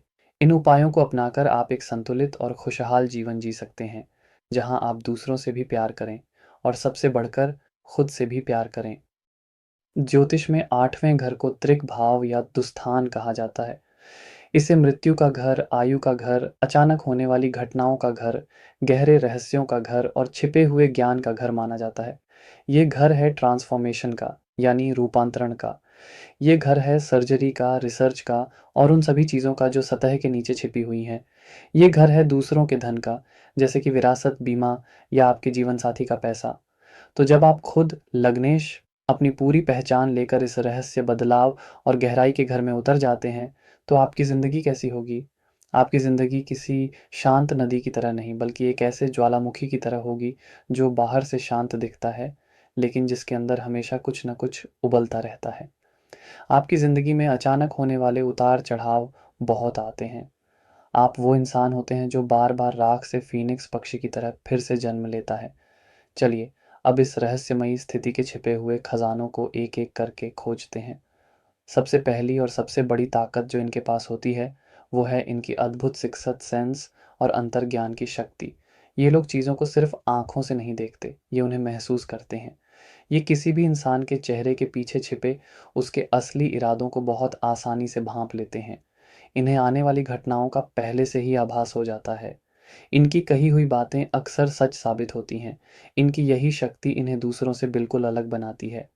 अब आते हैं इनके दूसरे सबसे बड़े गुण पर, जो है इनकी रिसर्च करने की गहरी क्षमता। ये लोग किसी भी चीज़ की सतह पर नहीं रहते, ये उसकी जड़ तक, उसकी गहराई तक जाने की कोशिश करते हैं। ये बहुत अच्छे रिसर्चर, जासूस, वैज्ञानिक, पुरातत्वविद, आर्कियोलॉजिस्ट या किसी भी ऐसे क्षेत्र में बहुत सफल होते हैं, जहाँ छिपी हुई चीज़ों को खोजना होता है। ज्योतिष, तंत्र या किसी भी तरह की गुप्त विद्याओं की तरफ इनका एक स्वाभाविक झुकाव होता है और ये इन विषयों के बहुत बड़े ज्ञानी बन सकते हैं। तीसरी कमाल की चीज़ है इनका मुसीबतों से लड़ने का जज़्बा। 8वां घर अचानक आने वाले संकटों का है। इनकी ज़िंदगी में ऐसे पल बहुत आते हैं जब सब कुछ खत्म सा लगता है, लेकिन ये लोग हर बार एक नई ताकत के साथ फिर से खड़े हो जाते हैं। हर बड़ा संकट इन्हें तोड़ने की बजाय इन्हें पहले से और ज़्यादा मजबूत और समझदार बना देता है। ये ज़िंदगी के सबसे बड़े सर्वाइवर होते हैं। चौथी और बहुत ही दिलचस्प बात है इन्हें दूसरों के धन से लाभ मिलना। 8वां घर आपके पार्टनर के पैसे और विरासत का होता है। ऐसे लोगों को अक्सर शादी के बाद आर्थिक रूप से बहुत फ़ायदा होता है। इन्हें अपने जीवनसाथी से बहुत धन संपत्ति मिलती है। इसके अलावा इन्हें अचानक से कहीं से धन लाभ हो सकता है, जैसे कोई लॉटरी लगना, कोई वसीयत मिलना या इंश्योरेंस का पैसा मिलना। ये लोग इंश्योरेंस, बैंकिंग, माइनिंग या टैक्स डिपार्टमेंट जैसे क्षेत्रों में भी बहुत सफल होते हैं। इनकी एक और बहुत बड़ी खासियत होती है इनका रहस्यमयी व्यक्तित्व। ये लोग एक खुली किताब की तरह नहीं होते। ये बहुत ही प्राइवेट और सीक्रेटिव होते हैं। ये अपने मन की बातें, अपनी प्लानिंग किसी से शेयर नहीं करते। लोग इनके बारे में हमेशा अंदाज़ा ही लगाते रहते हैं, लेकिन इन्हें पूरी तरह से कोई नहीं समझ पाता। इनका यही रहस्यमयी अंदाज़ लोगों में इनके प्रति एक अजीब-सा आकर्षण पैदा करता है। अब एक बहुत गहरा राज समझिए। 8वाँ, घर मोक्ष का भी द्वार माना जाता है। ये लोग बहुत ही आध्यात्मिक और दार्शनिक सोच वाले हो सकते हैं। ये ज़िंदगी के बहुत ही गहरे सवालों के जवाब ढूँढने की कोशिश करते हैं। मैं कौन हूँ? मैं यहाँ क्यों आया हूँ? मृत्यु के बाद क्या होता है? इनका दुनिया को देखने का नज़रिया बहुत ही अलग और गहरा होता है। ये भौतिक सुखों से ज़्यादा आत्मिक शांति को महत्व देते हैं। ये लोग बहुत अच्छे हीलर या साइकोलॉजिस्ट भी बन सकते हैं, क्योंकि ये दूसरों के गहरे से गहरे दर्द और ट्रॉमास को समझने की क्षमता रखते हैं। ये लोगों को उनके अंधेरों से बाहर निकालने में उनकी मदद कर सकते हैं। संक्षेप में कहूँ तो ये वो गहरी आत्माएँ हैं जो दुनिया की सतह पर नहीं, बल्कि उसकी गहराइयों में तैरती हैं। ये वो खोजी हैं जो ज़िंदगी के सबसे बड़े रहस्यों को सुलझाने के लिए पैदा हुए हैं। इनकी ज़िंदगी उतार-चढ़ाव से भरी एक रोमांचक यात्रा होती है, जिसके हर मोड़ पर एक नया सबक और एक नया खजाना इनका इंतज़ार कर रहा होता है। लग्नेश का 8वें घर में होना आपको एक गहरा गोताखोर तो बनाता है, लेकिन इस यात्रा के अपने खतरे और चुनौतियाँ भी हैं, जिन्हें नज़रअंदाज नहीं किया जा सकता। सबसे पहली और सबसे आम समस्या जो इनकी ज़िंदगी में आती है, वो है लगातार बने रहने वाले मानसिक तनाव और डर। 8वां घर छिपे हुए भयों का घर है। इन लोगों के मन में हमेशा एक अनजाना सा डर, एक बेचैनी बनी रहती है। इन्हें हमेशा लगता है कि कुछ बुरा होने वाला है। ये बहुत ज़्यादा सोचते हैं, ओवरथिंकिंग, और छोटी-सी बात को भी बहुत बड़ा बना देते हैं। ये आदत इन्हें एंग्ज़ायटी, डिप्रेशन और नींद न आने जैसी समस्याओं की तरफ धकेल सकती है। दूसरी बड़ी दिक्कत है इनकी सेहत। 8वां, घर लंबी और पुरानी बीमारियों का होता है। इन्हें कोई ऐसी स्वास्थ्य समस्या हो सकती है, जिसका जल्दी से पता ही ना चले या जिसका इलाज बहुत लंबा चले। इन्हें इन्फेक्शन, एलर्जी या शरीर के गुप्त अंगों से जुड़ी बीमारियां परेशान कर सकती हैं। इन्हें अपनी सेहत को लेकर बहुत ज़्यादा सावधान रहने की ज़रूरत होती है। अचानक से कोई दुर्घटना या चोट लगने का खतरा भी बना रहता है। अब बात करते हैं इनके रिश्तों की। इनका रहस्यमयी स्वभाव जहाँ एक तरफ लोगों को आकर्षित करता है, वहीं दूसरी तरफ इनके अपने ही लोगों के साथ दूरियां भी पैदा कर देता है। इनके पार्टनर या परिवार वाले हमेशा यह शिकायत करते हैं कि ये अपने मन की बात कभी नहीं बताते। इस कम्युनिकेशन गैप की वजह से इनके रिश्तों में बहुत ज़्यादा गलतफहमियां और शक पैदा हो सकता है। इनकी ज़िंदगी में अचानक आने वाले बदलाव, जहाँ एक तरफ इन्हें मजबूत बनाते हैं, वहीं दूसरी तरफ इन्हें बहुत ज़्यादा अस्थिरता भी देते हैं। इनकी नौकरी, इनका घर, इनके रिश्ते, कुछ भी स्थिर नहीं रहता। आज ये सफलता के शिखर पर हैं, तो कल अचानक सब कुछ हाथ से निकल सकता है। ये लगातार बनी रहने वाली अनिश्चितता इन्हें बहुत थका देती है। अगर लग्नेश 8वें घर में पीड़ित हो, तो व्यक्ति को अपमान, बदनामी और झूठे आरोपों का भी सामना करना पड़ सकता है। लोग इन्हें गलत समझ सकते हैं या इनके खिलाफ साजिशें कर सकते हैं। इन्हें अपने ससुराल पक्ष से भी बहुत ज़्यादा परेशानियों और तनाव का सामना करना पड़ सकता है। इनके अंदर एक और कमज़ोरी आ सकती है, वो है नकारात्मक और निराशावादी सोच, क्योंकि ये ज़िंदगी के अंधेरे पहलुओं को बहुत करीब से देखते हैं। इसीलिए कई बार ये दुनिया की अच्छाई पर से भरोसा खो देते हैं। ये हर चीज़ में कुछ न कुछ गलत या बुरा ढूँढने लगते हैं। ये बहुत ज़्यादा शक्की स्वभाव के हो सकते हैं और किसी पर भी आसानी से भरोसा नहीं कर पाते। इन्हें अपने जीवन के शुरुआती सालों में बहुत ज़्यादा संघर्ष और परेशानियाँ देखनी पड़ती हैं। इन्हें अक्सर अपने परिवार से भी वो सपोर्ट नहीं मिलता जिसकी इन्हें ज़रूरत होती है। ये बहुत कम उम्र में ही ज़िंदगी की कड़वी सच्चाइयों से रूबरू हो जाते हैं। अगर आप भी ज़िंदगी के इस अंधेरे और गहरे समंदर में खुद को अकेला महसूस कर रहे हैं, तो याद रखिए, सबसे गहरा अंधेरा ही हमें रोशनी की कीमत सिखाता है। ज्योतिष हमें उसी रोशनी का रास्ता दिखाता है। सबसे पहला और सबसे शक्तिशाली उपाय है ध्यान, मेडिटेशन को अपनी ज़िंदगी का हिस्सा बनाना। रोज़ सुबह या रात को सोने से पहले सिर्फ 15 मिनट के लिए शांत जगह पर बैठकर अपनी सांसों पर ध्यान केंद्रित करें। ध्यान आपके मन के गहरे भयों को शांत करेगा, आपकी सिक्स्थ सेंस को और भी ज़्यादा सकारात्मक बनाएगा और आपको अंदर से मजबूत करेगा। दूसरा उपाय है भगवान शिव की आराधना करना। भगवान शिव विनाश और परिवर्तन के देवता हैं और वो 8वें घर के कारक भी हैं। रोज़ सुबह शिवलिंग पर जल चढ़ाएं और ओम नमः शिवाय मंत्र का जाप करें। शिव की पूजा आपको हर संकट, हर बीमारी और हर तरह के डर से बचाएगी। महामृत्युंजय मंत्र का जाप करना भी आपके लिए एक सुरक्षा कवच की तरह काम करेगा। अपनी नकारात्मक सोच को बदलने के लिए निस्वार्थ सेवा का मार्ग अपनाएं। किसी अस्पताल में जाकर मरीजों की मदद करें, किसी अनाथालय में बच्चों के साथ समय बिताएं या किसी भी तरह के गुप्त दान में हिस्सा लें। जब आप दूसरों के दुख को कम करने की कोशिश करते हैं, तो आपका अपना दुख अपने आप कम होने लगता है। अपनी सेहत का बहुत ज़्यादा ध्यान रखें। एक अच्छा हेल्थ इंश्योरेंस ज़रूर करवाएं। नियमित रूप से अपना मेडिकल चेकअप करवाते रहें। किसी भी छोटी-मोटी स्वास्थ्य समस्या को नज़रअंदाज न करें। अपने रिश्तों में पारदर्शिता लाएं। अपने पार्टनर के साथ बैठकर अपने मन की बातें, अपने डर शेयर करने की कोशिश करें। याद रखें, हर रहस्य को अकेले ढोने की ज़रूरत नहीं होती। जब आप अपनी भावनाएं बांटते हैं, तो आपका मन हल्का होता है और रिश्ते मजबूत होते हैं। और सबसे ज़रूरी उपाय, किसी भी तरह की गुप्त विद्या जैसे ज्योतिष, टैरो कार्ड रीडिंग या मनोविज्ञान को सीखने की कोशिश करें। जब आप इन रहस्यों को एकेडमिकली समझना शुरू करते हैं, तो इनसे जुड़ा आपका डर खत्म हो जाता है और यही आपका प्रोफेशन और आपकी ताकत बन जाता है। इन उपायों को अपनाकर आप 8वें घर के अंधेरे को अपनी सबसे बड़ी रोशनी में बदल सकते हैं और एक बहुत ही गहरी, समझदार और शक्तिशाली ज़िंदगी जी सकते हैं। ज्योतिष में 9वें घर को त्रिकोण भाव और धर्म स्थान कहा जाता है। इसे कुंडली का सबसे शुभ और सबसे शक्तिशाली घर माना जाता है।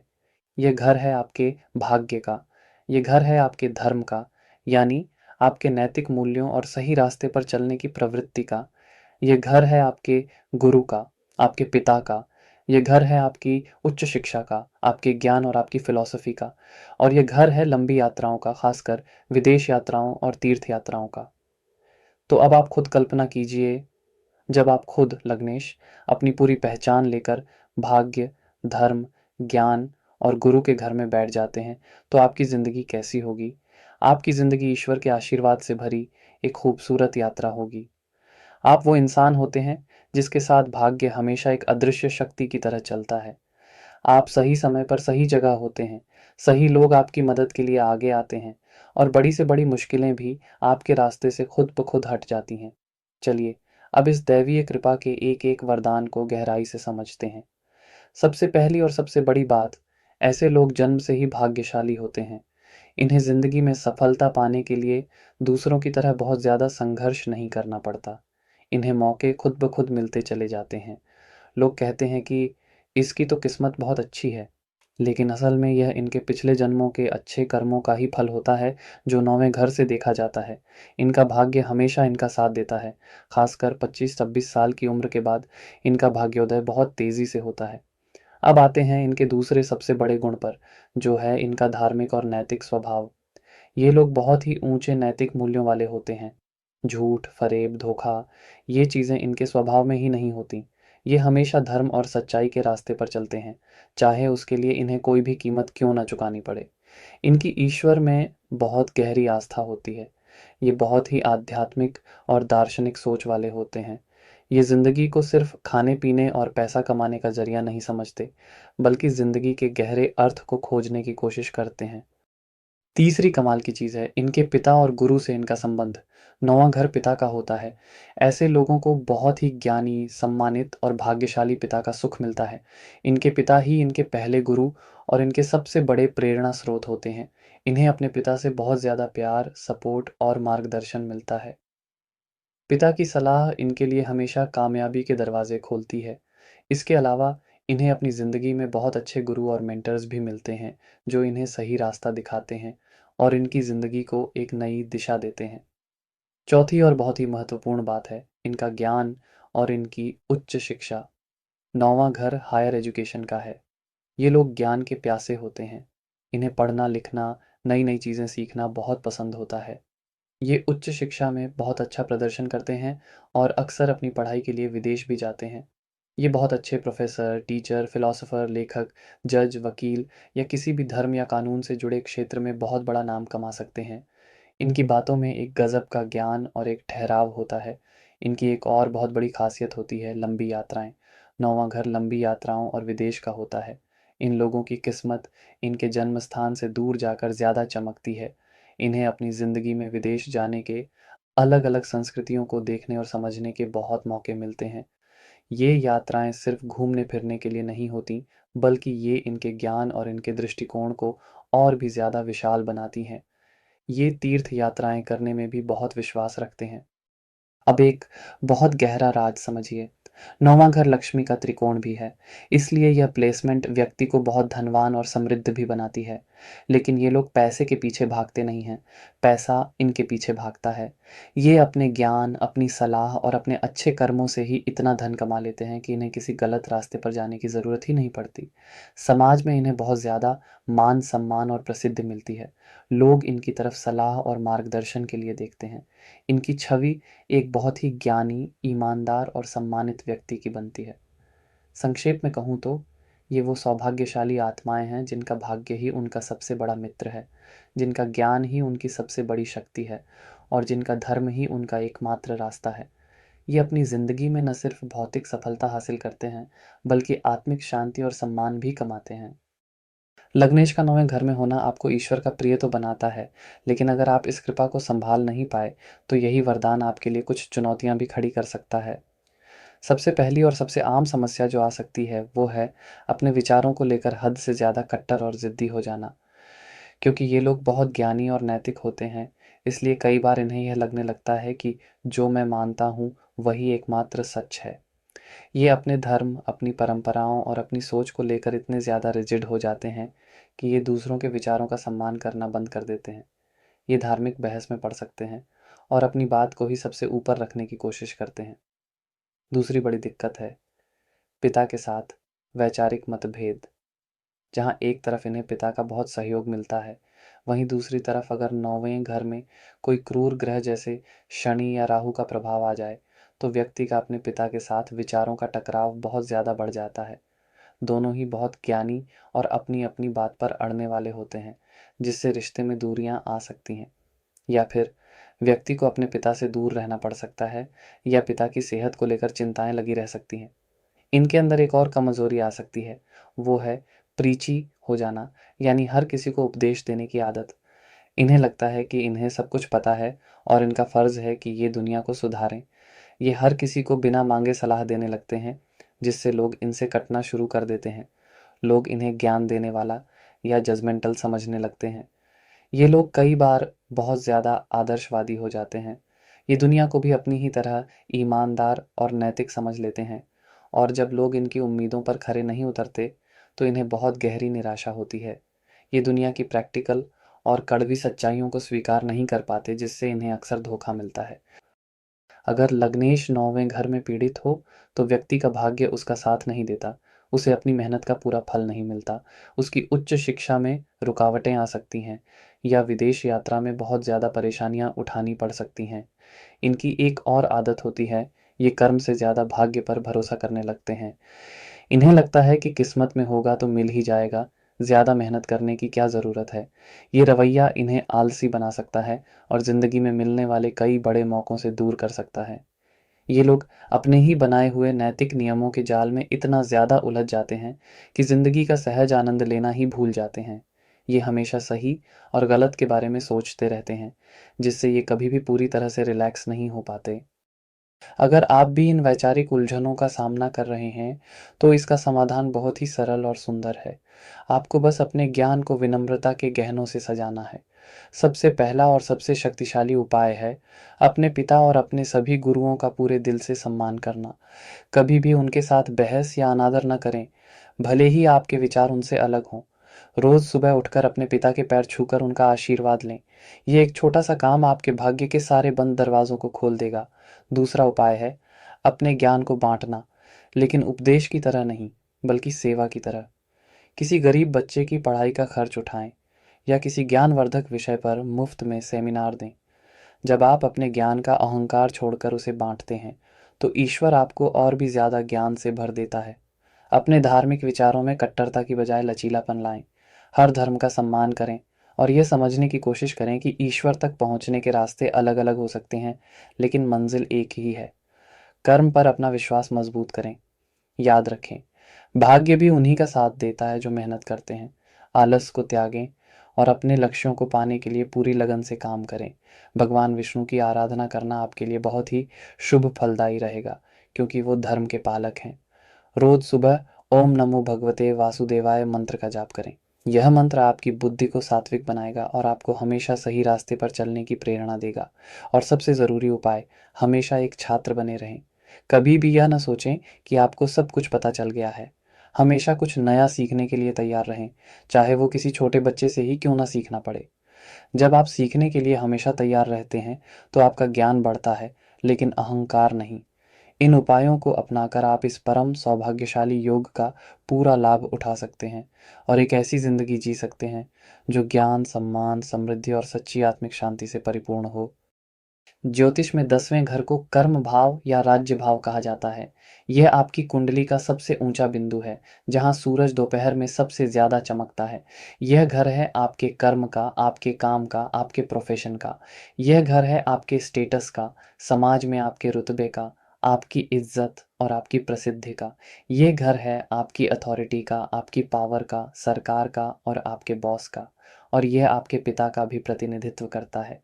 तो अब आप बस 1 मिनट के लिए सोचिए, जब आप खुद लग्नेश अपनी पूरी पहचान लेकर कर्म, सत्ता और सम्मान के सिंहासन पर जाकर बैठ जाते हैं, तो आपकी ज़िंदगी कैसी होगी? आपकी ज़िंदगी का एक ही मकसद होगा, काम, काम और बस काम। आप वो इंसान होते हैं जिसकी पहचान उसके नाम से नहीं, बल्कि उसके काम से होती है। आप खाली नहीं बैठ सकते, क्योंकि आप काम करने के लिए ही पैदा हुए हैं। ये ज्योतिष के सबसे शक्तिशाली राजयोगों में से एक है। चलिए, अब इस पावर हाउस प्लेसमेंट की एक-एक ताकत को गहराई से जानते हैं। सबसे पहली और सबसे बड़ी बात, ऐसे लोग सेल्फ मेड यानी अपनी मेहनत से अपनी पहचान बनाने वाले होते हैं। इन्हें विरासत में क्या मिला, इससे इन्हें फ़र्क नहीं पड़ता। ये अपनी मेहनत और अपने कर्मों से अपना खुद का साम्राज्य खड़ा करते हैं। इनके लिए इनका काम सिर्फ पैसा कमाने का ज़रिया नहीं होता, वो इनकी पहचान होती है, इनका जुनून होता है। ये अपने काम में इतने डूब जाते हैं कि इन्हें खाने-पीने तक का होश नहीं रहता। अब आते हैं इनके दूसरे सबसे बड़े गुण पर, जो है इनका जन्मजात लीडरशिप का गुण। ये लोग किसी के नीचे काम करने के लिए नहीं बने होते। इन्हें ऑन ऑर्डर्स लेना नहीं, ऑन ऑर्डर्स देना पसंद होता है। इनके अंदर एक कुदरती क्षमता होती है लोगों को मैनेज करने की, उन्हें रास्ता दिखाने की और उनसे काम करवाने की। यही वजह है कि ये लोग बहुत ही कम उम्र में अपनी फील्ड में एक बहुत ऊंची पोजीशन पर पहुंच जाते हैं। ये बहुत अच्छे मैनेजर, सीईओ, एडमिनिस्ट्रेटर, राजनेता या अपने खुद के बिजनेस के मालिक बनते हैं। तीसरी कमाल की चीज़ है, इनका नाम, शोहरत और सम्मान। 10वां घर आपकी पब्लिक इमेज का होता है। ये लोग अपनी इज्जत और अपनी प्रतिष्ठा को लेकर बहुत ज़्यादा सजग रहते हैं। ये कोई भी ऐसा काम नहीं करते जिससे इनके नाम पर कोई धब्बा लगे। ये अपनी मेहनत से समाज में इतना ऊंचा मुकाम हासिल करते हैं कि लोग इनकी मिसालें देते हैं। इन्हें अपनी ज़िंदगी में कई बड़े-बड़े अवार्ड्स, सम्मान और सरकारी पहचान मिलती है। चौथी और बहुत ही महत्वपूर्ण बात है, इनके पिता से इनका संबंध। 10वां घर पिता का भी प्रतिनिधित्व करता है। ऐसे लोगों की ज़िंदगी पर उनके पिता का बहुत गहरा प्रभाव होता है। इनके पिता भी अपने काम में बहुत सफल और सम्मानित व्यक्ति हो सकते हैं। ये या तो अपने पिता के नक्शेकदम पर चलते हैं और उनके बिज़नेस को आगे बढ़ाते हैं, या फिर अपने पिता से ही मेहनत और अनुशासन की सीख लेकर अपनी एक अलग पहचान बनाते हैं। इन्हें अपने पिता से और सरकार से हमेशा बहुत अच्छा सहयोग मिलता है। इनकी एक और बहुत बड़ी खासियत होती है, इनका प्रैक्टिकल और अनुशासित स्वभाव। ये लोग सपनों की दुनिया में नहीं जीते। ये बहुत ही यथार्थवादी और ज़मीन से जुड़े हुए होते हैं। इनके पास हर चीज़ के लिए एक प्लान होता है, एक स्ट्रैटेजी होती है। ये अपने समय के बहुत पाबंद होते हैं और अपने लक्ष्यों को पाने के लिए दिन-रात एक कर देते हैं। अब एक बहुत गहरा राज समझिए, ये लोग सिर्फ़ अपने लिए काम नहीं करते, ये एक विरासत बनाने के लिए काम करते हैं। ये कुछ ऐसा करना चाहते हैं, जिसे दुनिया इनके जाने के बाद भी याद रखे। ये अपने पीछे एक ऐसा साम्राज्य, एक ऐसा नाम छोड़कर जाना चाहते हैं जो आने वाली पीढ़ियों के लिए प्रेरणा बने। इनका संपर्क बहुत ही ऊंचे और प्रभावशाली लोगों से होता है। ये सरकार, बड़े-बड़े अधिकारियों और अपनी फील्ड के सबसे बड़े लोगों के साथ उठते बैठते हैं। इनका यह नेटवर्क इन्हें करियर में आगे बढ़ने में बहुत मदद करता है। संक्षेप में कहूँ तो ये वो कर्मयोद्धा हैं जिनका कर्म ही उनका धर्म है। ये वो राजा हैं जो अपनी मेहनत की तलवार से अपनी किस्मत खुद लिखते हैं और सफलता के सिंहासन पर राज करते हैं। इनकी ज़िंदगी दूसरों के लिए एक खुली किताब होती है, जो सिखाती है कि मेहनत और लगन से कुछ भी हासिल किया जा सकता है। लग्नेश का 10वें घर में होना आपको एक सफल राजा तो बनाता है, लेकिन इस सफलता की आपको एक बहुत बड़ी कीमत भी चुकानी पड़ सकती है। सबसे पहली और सबसे आम समस्या जो इनकी ज़िंदगी में आती है, वो है वर्कहॉलिक हो जाना, यानी काम का नशा। ये अपने काम में इतने ज़्यादा खो जाते हैं कि इन्हें अपने परिवार, अपने दोस्तों और यहाँ तक कि अपनी सेहत का भी ख़्याल नहीं रहता। ये घर पर भी ऑफ़िस का काम और ऑफ़िस का तनाव लेकर आते हैं। नतीजा यह होता है कि इनका करियर तो आसमान छू रहा होता है, लेकिन इनके व्यक्तिगत रिश्ते और इनका स्वास्थ्य ज़मीन पर आ जाता है। दूसरी बड़ी दिक्कत है इनके निजी जीवन में सुख की कमी। अब एक बहुत गहरा ज्योतिष का नियम समझिए। 10वां घर ठीक सामने से चौथे घर को देखता है। चौथा घर होता है आपके घर का, आपकी माँ का और आपके मन की शांति का। जब 10वां घर यानी आपका करियर बहुत ज़्यादा शक्तिशाली हो जाता है, तो वो चौथे घर के सुख को दबा देता है। ऐसे लोग अपने परिवार को समय नहीं दे पाते, घर की छोटी-छोटी खुशियों से दूर हो जाते हैं। इनका अपने पार्टनर और बच्चों के साथ एक भावनात्मक दूरी बन जाती है। बाहर से देखने पर इनकी ज़िंदगी बहुत ग्लैमरस लगती है, लेकिन अंदर से ये बहुत अकेले और अशांत हो सकते हैं। इनके अंदर एक और कमज़ोरी आ सकती है, वो है सत्ता का अहंकार। जब आपको पावर और सफलता मिलती है, तो आपके अंदर घमंड आना बहुत स्वाभाविक है। ये लोग कई बार इतने ज़्यादा अधिकार जताने वाले और कंट्रोलिंग हो जाते हैं कि ये अपने घर पर भी बॉस की तरह ही व्यवहार करने लगते हैं। ये चाहते हैं कि हर कोई इनके हिसाब से चले, इनके नियमों का पालन करे। इनकी ये आदत इनके पारिवारिक जीवन में बहुत ज़्यादा कलह और तनाव पैदा करती है। ये लोग अपनी भावनाओं को व्यक्त करने में बहुत कमज़ोर हो सकते हैं। ये इतने ज़्यादा प्रैक्टिकल और लॉजिकल हो जाते हैं कि इन्हें इमोशनल बातें करना या अपनी भावनाएँ जताना बचकाना लगता है। ये आई लव यू कहने की बजाय कोई महँगा तोहफ़ा देना ज़्यादा पसंद करेंगे। इनका यह स्वभाव इनके पार्टनर को भावनात्मक रूप से बहुत अकेला महसूस करा सकता है। अगर लग्नेश 10वें घर में पीड़ित हो, तो व्यक्ति को अपने करियर में बहुत ज़्यादा उतार-चढ़ाव, बदनामी और अपमान का भी सामना करना पड़ सकता है। उसे अपनी नौकरी में बहुत ज़्यादा राजनीति का शिकार होना पड़ता है और उसके अपने ही बॉस या सहकर्मी उसके खिलाफ हो जाते हैं। ये लोग अपनी पब्लिक इमेज को लेकर इतने ज़्यादा चिंतित रहते हैं कि ये अपनी असल ज़िंदगी जीना ही भूल जाते हैं। ये हमेशा एक मुखौटा पहनकर रहते हैं। इन्हें हमेशा यह डर लगा रहता है कि अगर ये असफल हो गए तो लोग क्या कहेंगे? यह डर इन्हें ज़िंदगी में कोई भी नया रिस्क लेने से रोकता है। अगर आप भी सफलता की इस ऊंचाई पर खुद को अकेला महसूस कर रहे हैं, तो इसका समाधान बहुत ही सरल है। आपको सिंहासन छोड़ना नहीं है, बस अपने महल को भी याद रखना है। सबसे पहला और सबसे शक्तिशाली उपाय है वर्क लाइफ बैलेंस का एक सख्त नियम बनाना। अपने फ़ोन में एक अलार्म सेट करें कि शाम को 7 बजे के बाद आप ऑफिस का कोई काम नहीं करेंगे, कोई कॉल या ईमेल चेक नहीं करेंगे। वो समय सिर्फ और सिर्फ आपके परिवार और आपके लिए होगा। हफ्ते में एक दिन पूरी तरह से डिजिटल डिटॉक्स करें। दूसरा उपाय है अपने चौथे घर को मजबूत करना। इसके लिए अपनी माँ की सेवा करें। रोज सुबह काम पर जाने से पहले अपनी माँ का आशीर्वाद ज़रूर लें। अपने घर को सुंदर बनाएं, घर के कामों में हाथ बटाएं, परिवार के साथ बैठकर खाना खाएं। ये छोटी छोटी चीज़ें आपके जीवन में भावनात्मक संतुलन लाएंगी और आपके मन को शांत करेंगी। अपने अहंकार को काबू में रखने के लिए शनिदेव की उपासना करें। शनिदेव कर्म के देवता हैं और वो हमें विनम्रता सिखाते हैं। हर शनिवार को किसी गरीब या ज़रूरतमंद को भोजन कराएं या काले तिल का दान करें। अपने से नीचे काम करने वाले लोगों, जैसे कि आपके कर्मचारी या आपके घर के नौकर, उनके साथ हमेशा सम्मान से पेश आएं। सूर्यदेव को रोज सुबह जल चढ़ाएं। सूर्य आपके करियर, आपके सम्मान और आपके पिता के कारक हैं। जब आप रोज सुबह तांबे के लोटे से सूर्य को जल देते हैं और ओम सूर्याय नमः का जाप करते हैं, तो आपको अपने काम में सकारात्मक ऊर्जा, सही दिशा और स्थायी सफलता मिलती है। और सबसे ज़रूरी उपाय, अपनी भावनाओं को व्यक्त करना सीखें। अपने पार्टनर को बताएं कि आप उनसे कितना प्यार करते हैं। अपने बच्चों के साथ बच्चा बनकर खेलें। याद रखें, आपकी सबसे बड़ी दौलत आपका बैंक बैलेंस नहीं, बल्कि आपके खुशहाल पारिवारिक रिश्ते हैं। इन उपायों को अपनाकर आप एक सच्चे और सफल राजा बन सकते हैं, जिसका राज्य भी समृद्ध हो और महल भी खुशियों से भरा हो। ज्योतिष में 11वें घर को लाभ स्थान और उपचय भाव कहा जाता है। ये कुंडली का शायद एकमात्र ऐसा घर है जिसके बारे में कहा जाता है कि यहाँ बैठा कोई भी ग्रह हमेशा अच्छा ही फल देता है। ये घर है आपकी आय का, आपकी हर तरह की कमाई और लाभ का। ये घर है आपकी इच्छाओं और महत्वाकांक्षाओं का। ये घर है आपके सोशल सर्कल का, आपके दोस्तों का, आपके बड़े भाई बहनों का। और ये घर है समाज के लिए किए गए आपके योगदान का। तो अब आप बस एक पल के लिए कल्पना कीजिए, जब आप खुद, लग्नेश, अपनी पूरी पहचान लेकर लाभ, दोस्ती और सपनों के घर में बैठ जाते हैं, तो आपकी ज़िंदगी कैसी होगी? आपकी ज़िंदगी एक ऐसे पेड़ की तरह होगी जिस पर हमेशा मीठे फल लगे रहते हैं। आप वो इंसान होते हैं जो मिट्टी को भी छू ले तो वो सोना बन जाती है। आपकी ज़िंदगी का मुख्य उद्देश्य ही होता है अपनी इच्छाओं को पूरा करना, पैसा कमाना और एक बड़ा सामाजिक नेटवर्क बनाना। चलिए, अब इस गोल्डन प्लेसमेंट की एक-एक चमक को और गहराई से समझते हैं। सबसे पहली और सबसे बड़ी बात, ऐसे लोग पैसे के मामले में पैदाइशी तौर पर बहुत भाग्यशाली होते हैं। इन्हें पैसा कमाने के लिए बहुत ज़्यादा संघर्ष नहीं करना पड़ता। इनके पास एक नहीं, बल्कि कमाई के कई अलग-अलग ज़रिए होते हैं। नौकरी के साथ-साथ ये कोई साइड बिज़नेस या निवेश से भी पैसा कमाते रहते हैं। पैसा इनकी तरफ चुंबक की तरह खींचा चला आता है। इन्हें अपनी ज़िंदगी में कभी भी धन की कमी का सामना नहीं करना पड़ता।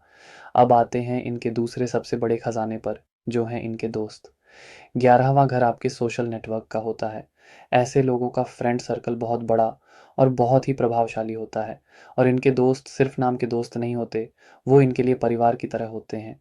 इनके दोस्त हर मुश्किल में इनके साथ खड़े रहते हैं और इन्हें आगे बढ़ने में बहुत मदद करते हैं।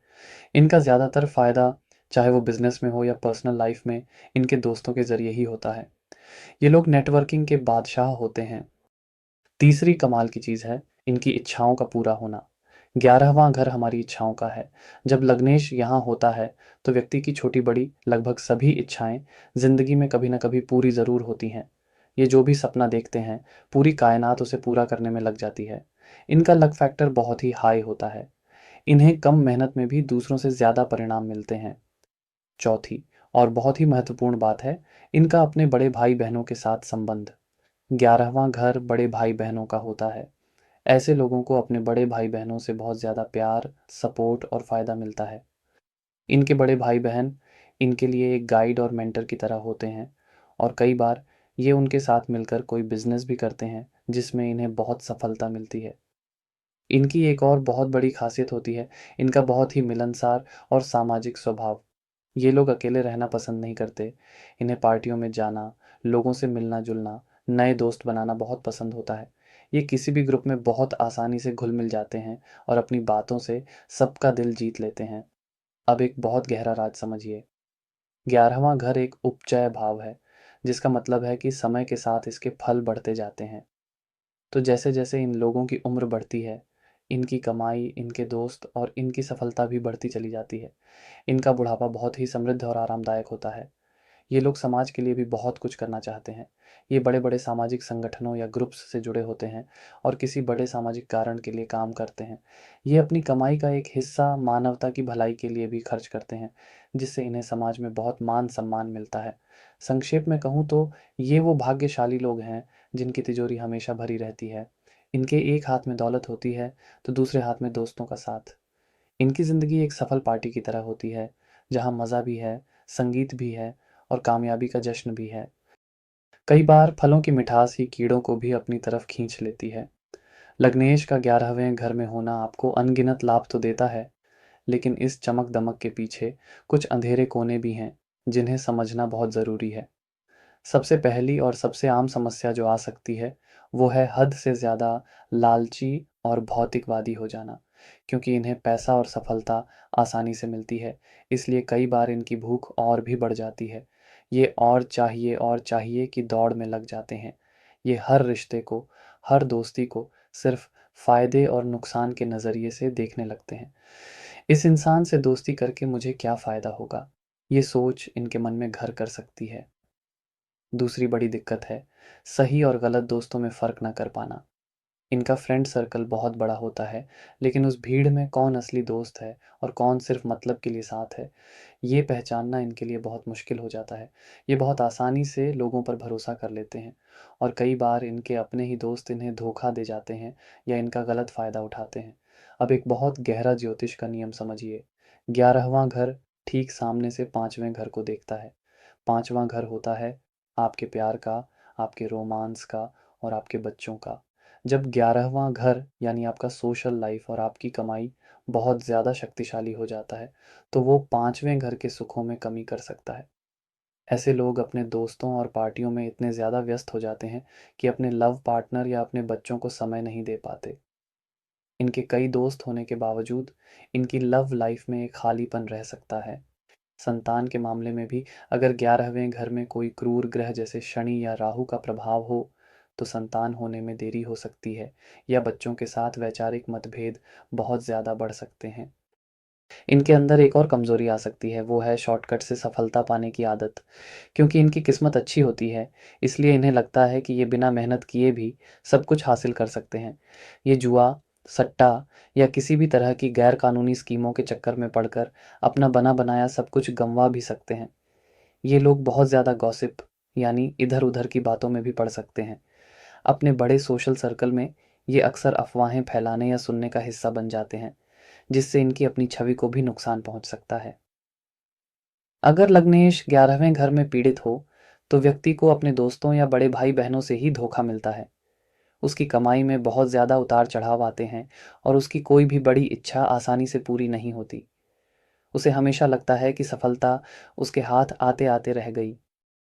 अगर आप भी इस चकाचौंध में अपनी सही दिशा खो रहे हैं, तो इसका समाधान बहुत ही सरल है। आपको अपनी तिजोरी को बंद नहीं करना है, बस उसके सही इस्तेमाल का तरीका सीखना है। सबसे पहला और सबसे शक्तिशाली उपाय है देने की आदत डालना। आपको मिलता बहुत है, अब बाँटना सीखिए। अपनी कमाई का एक निश्चित हिस्सा, चाहे वो 5% ही क्यों ना हो, नियमित रूप से दान करें। सबसे अच्छा है कि आप किसी बड़े सामाजिक कारण से जुड़ें और वहाँ अपना समय और पैसा दोनों दें। जब आप निस्वार्थ भाव से देते हैं, तो आपकी लालच की भावना अपने आप खत्म हो जाती है। दूसरा उपाय है अपने दोस्तों की क्वालिटी पर ध्यान देना, क्वांटिटी पर नहीं। अपने सच्चे और पुराने दोस्तों को समय दें। नए दोस्त बनाने से पहले उन्हें थोड़ा परखें। याद रखें, 100 मतलबी दोस्तों से बेहतर एक सच्चा दोस्त होता है। अपने 5वें घर को मजबूत करें। इसके लिए अपनी लव लाइफ को प्राथमिकता दें। अपने पार्टनर के साथ क्वालिटी टाइम बिताएं। अपने बच्चों के साथ बच्चा बनकर खेलें, उनकी पढ़ाई और उनके शौक में दिलचस्पी लें। अपनी किसी रचनात्मक हॉबी जैसे पेंटिंग, सिंगिंग या डांसिंग को फिर से शुरू करें। यह आपके जीवन में भावनात्मक संतुलन लाएगा। भगवान गणेश की आराधना करना आपके लिए बहुत ही शुभ फलदायी रहेगा। भगवान गणेश हर तरह की विघ्न और बाधाओं को दूर करते हैं और इच्छाओं की पूर्ति करते हैं। रोज सुबह ओम गम गणपतये नमः मंत्र का जाप करें। यह मंत्र आपकी इच्छाओं को सही और नैतिक दिशा देगा। शॉर्टकट और सट्टेबाजी से हमेशा दूर रहें। अपनी मेहनत और अपनी काबिलियत पर भरोसा रखें। याद रखें, मेहनत से मिली सफलता ही स्थायी होती है। और सबसे ज़रूरी उपाय, अपने बड़े भाई बहनों का हमेशा सम्मान करें। उनसे सलाह लें और उनके साथ अपने रिश्ते को मजबूत बनाएं। उनका आशीर्वाद आपके लिए किसी भी खजाने से बढ़कर है। इन उपायों को अपनाकर आप इस महाभाग्यशाली योग का पूरा और सकारात्मक लाभ उठा सकते हैं और एक ऐसी ज़िंदगी जी सकते हैं जो न सिर्फ धन दौलत से बल्कि सच्चे रिश्तों और सच्ची खुशियों से भी भरी हो। ज्योतिष में 12वें घर को त्रिक भाव, दुस्थान और मोक्ष भाव कहा जाता है। यह कुंडली का आखिरी घर है जो अंत का प्रतीक है। यह घर है व्यय का, यानी आपके खर्चों और नुकसान का। ये घर है अलगाव का, एकांत का। ये घर है अस्पतालों का, जेल का और आश्रमों का। और सबसे महत्वपूर्ण, ये घर है विदेश का, उन जगहों का जो आपके जन्म स्थान से बहुत दूर हैं। और ये घर है मोक्ष का, यानी इस जन्म मृत्यु के चक्र से मुक्ति का। तो जब आप खुद, लग्नेश, अपनी पूरी पहचान लेकर इस त्याग, एकांत और आध्यात्मिकता के समंदर में डूब जाते हैं, तो आपकी ज़िंदगी कैसी होगी? आपकी ज़िंदगी इस दुनिया के शोर-शराबे और भीड़-भाड़ से बहुत दूर, एक शांत और गहरी नदी की तरह होगी। आप वो इंसान होते हैं, जो भौतिक चीज़ों में अपनी पहचान नहीं ढूँढते, बल्कि अपनी पहचान को खोकर उस परम सत्य को पाने की कोशिश करते हैं। आपका जन्म इस दुनिया के लिए नहीं, बल्कि किसी और दुनिया के लिए हुआ है। चलिए, अब इस रहस्यमयी स्थिति के छिपे हुए वरदानों को एक-एक करके समझते हैं। सबसे पहला और सबसे बड़ा गुण जो इनके अंदर होता है, वो है इनकी अद्भुत कल्पनाशीलता और रचनात्मकता। 12वां घर हमारे अवचेतन मन, सबकॉन्शियस माइंड और हमारे सपनों का होता है। ये लोग बहुत ही ज़्यादा कल्पनाशील होते हैं। ये ऐसी दुनिया देख सकते हैं, जिसे आम इंसान नहीं देख सकता। यही वजह है कि ये बहुत अच्छे लेखक, कवि, फ़िल्म डायरेक्टर, पेंटर, संगीतकार या किसी भी ऐसे रचनात्मक क्षेत्र में बहुत सफल होते हैं, जहाँ कल्पना की उड़ान भरने की ज़रूरत हो। अब आते हैं इनके दूसरे सबसे बड़े गुण पर, जो है इनका विदेश से गहरा कनेक्शन। 12वां घर विदेश का होता है। इन लोगों की किस्मत इनके अपने देश में, अपने जन्म स्थान पर कभी नहीं चमकती। इनकी असली सफलता और पहचान इन्हें अपने घर से हजारों मील दूर किसी विदेशी धरती पर ही मिलती है। ये या तो काम के सिलसिले में विदेश जाते हैं या फिर वहीं जाकर बस जाते हैं।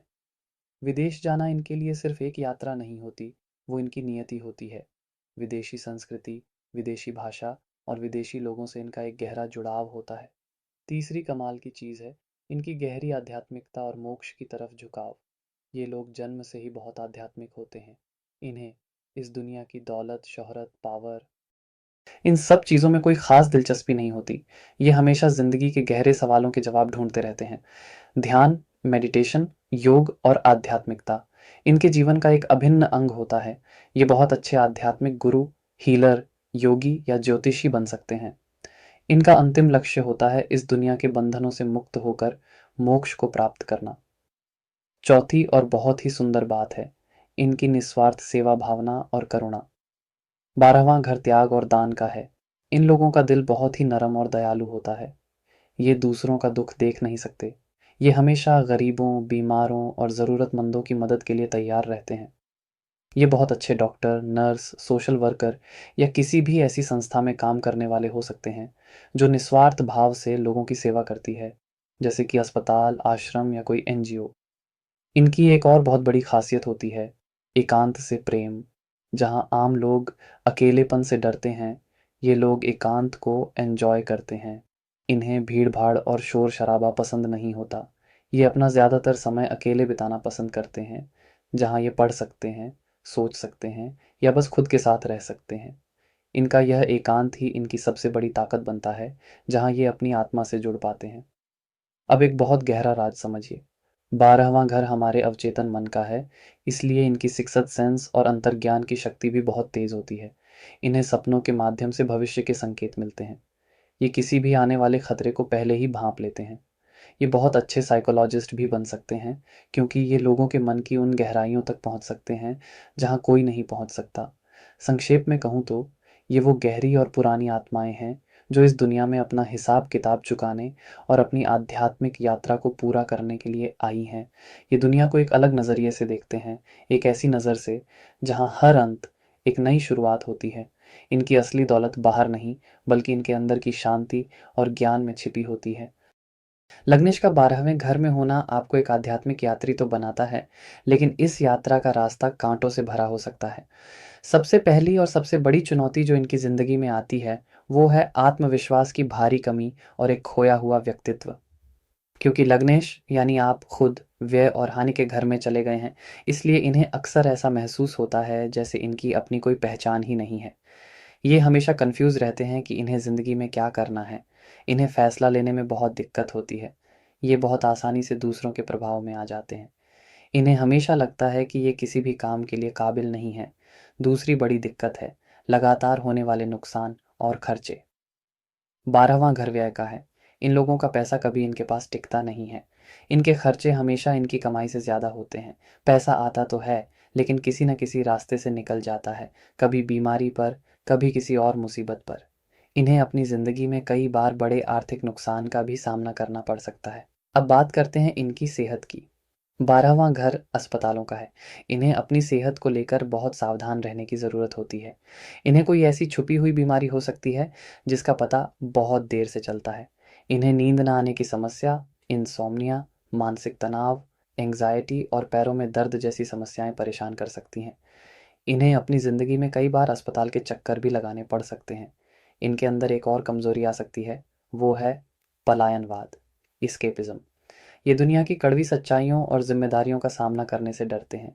जब भी कोई मुश्किल आती है, तो ये उससे लड़ने की बजाय अपनी ही सपनों की दुनिया में खो जाते हैं या फिर किसी गलत आदत, जैसे कि नशा या शराब, का सहारा लेने लगते हैं। अगर लग्नेश 12वें घर में पीड़ित हो, तो व्यक्ति को अपमान, बदनामी, जेल यात्रा या छुपे हुए शत्रुओं से बहुत ज़्यादा परेशानी का सामना करना पड़ सकता है। इनके अपने ही लोग इनके खिलाफ साजिशें रचते हैं और इन्हें धोखा देते हैं। ये लोग बहुत ज़्यादा दयालु होते हैं, जिसका दुनिया बहुत गलत फ़ायदा उठाती है। ये हर किसी पर भरोसा कर लेते हैं और लोग इन्हें धोखा देकर चले जाते हैं। ये ना कहना नहीं जानते, जिसकी वजह से ये हमेशा दूसरों के लिए अपनी खुशियों और अपनी ज़रूरतों का त्याग करते रहते हैं। इन्हें अपने जन्म स्थान पर कभी भी सफलता और सम्मान नहीं मिलता। इन्हें हमेशा अपने ही लोगों से उपेक्षा और आलोचना का सामना करना पड़ता है। इन्हें ऐसा महसूस होता है जैसे ये अपने ही घर में एक अजनबी हैं। अगर आप भी इस दुनिया की भीड़ में खुद को खोया हुआ और अकेला महसूस कर रहे हैं, तो याद रखिए, जो मोती जितना गहरा होता है, उसकी चमक उतनी ही ज़्यादा होती है। ज्योतिष हमें उसी चमक को बाहर लाने का रास्ता दिखाता है। सबसे पहला और सबसे शक्तिशाली उपाय है ध्यान, मेडिटेशन को अपनी ज़िंदगी का आधार बनाना। ये आपके लिए सिर्फ एक उपाय नहीं, बल्कि भोजन की तरह ज़रूरी है। रोज़ सुबह उठकर और रात को सोने से पहले कम से कम 20 मिनट ध्यान ज़रूर करें। ध्यान आपके खोए हुए आत्मविश्वास को वापस लाएगा, आपके मन को शांत करेगा और आपको आपकी आत्मा से जोड़ेगा। दूसरा उपाय है अपने खर्चों को सेवा में बदलना। 12वां, घर व्यय का है। पैसा तो खर्च होगा ही, तो क्यों ना उसे सही जगह खर्च किया जाए। अपनी कमाई का एक हिस्सा नियमित रूप से किसी अस्पताल, आश्रम या किसी भी चैरिटेबल संस्था में दान करें। जब आप स्वेच्छा से दान करते हैं, तो अनचाहे खर्चे और नुकसान अपने आप कम हो जाते हैं। विदेश से अपना कनेक्शन मजबूत करें। अगर हो सके तो विदेश जाकर बसने की कोशिश करें। अगर यह संभव नहीं है, तो किसी मल्टीनेशनल कंपनी में काम करें या कोई ऐसा काम करें जिसका संबंध विदेश से हो, जैसे कि इम्पोर्ट एक्सपोर्ट। ये आपके लग्नेश को सही दिशा देगा।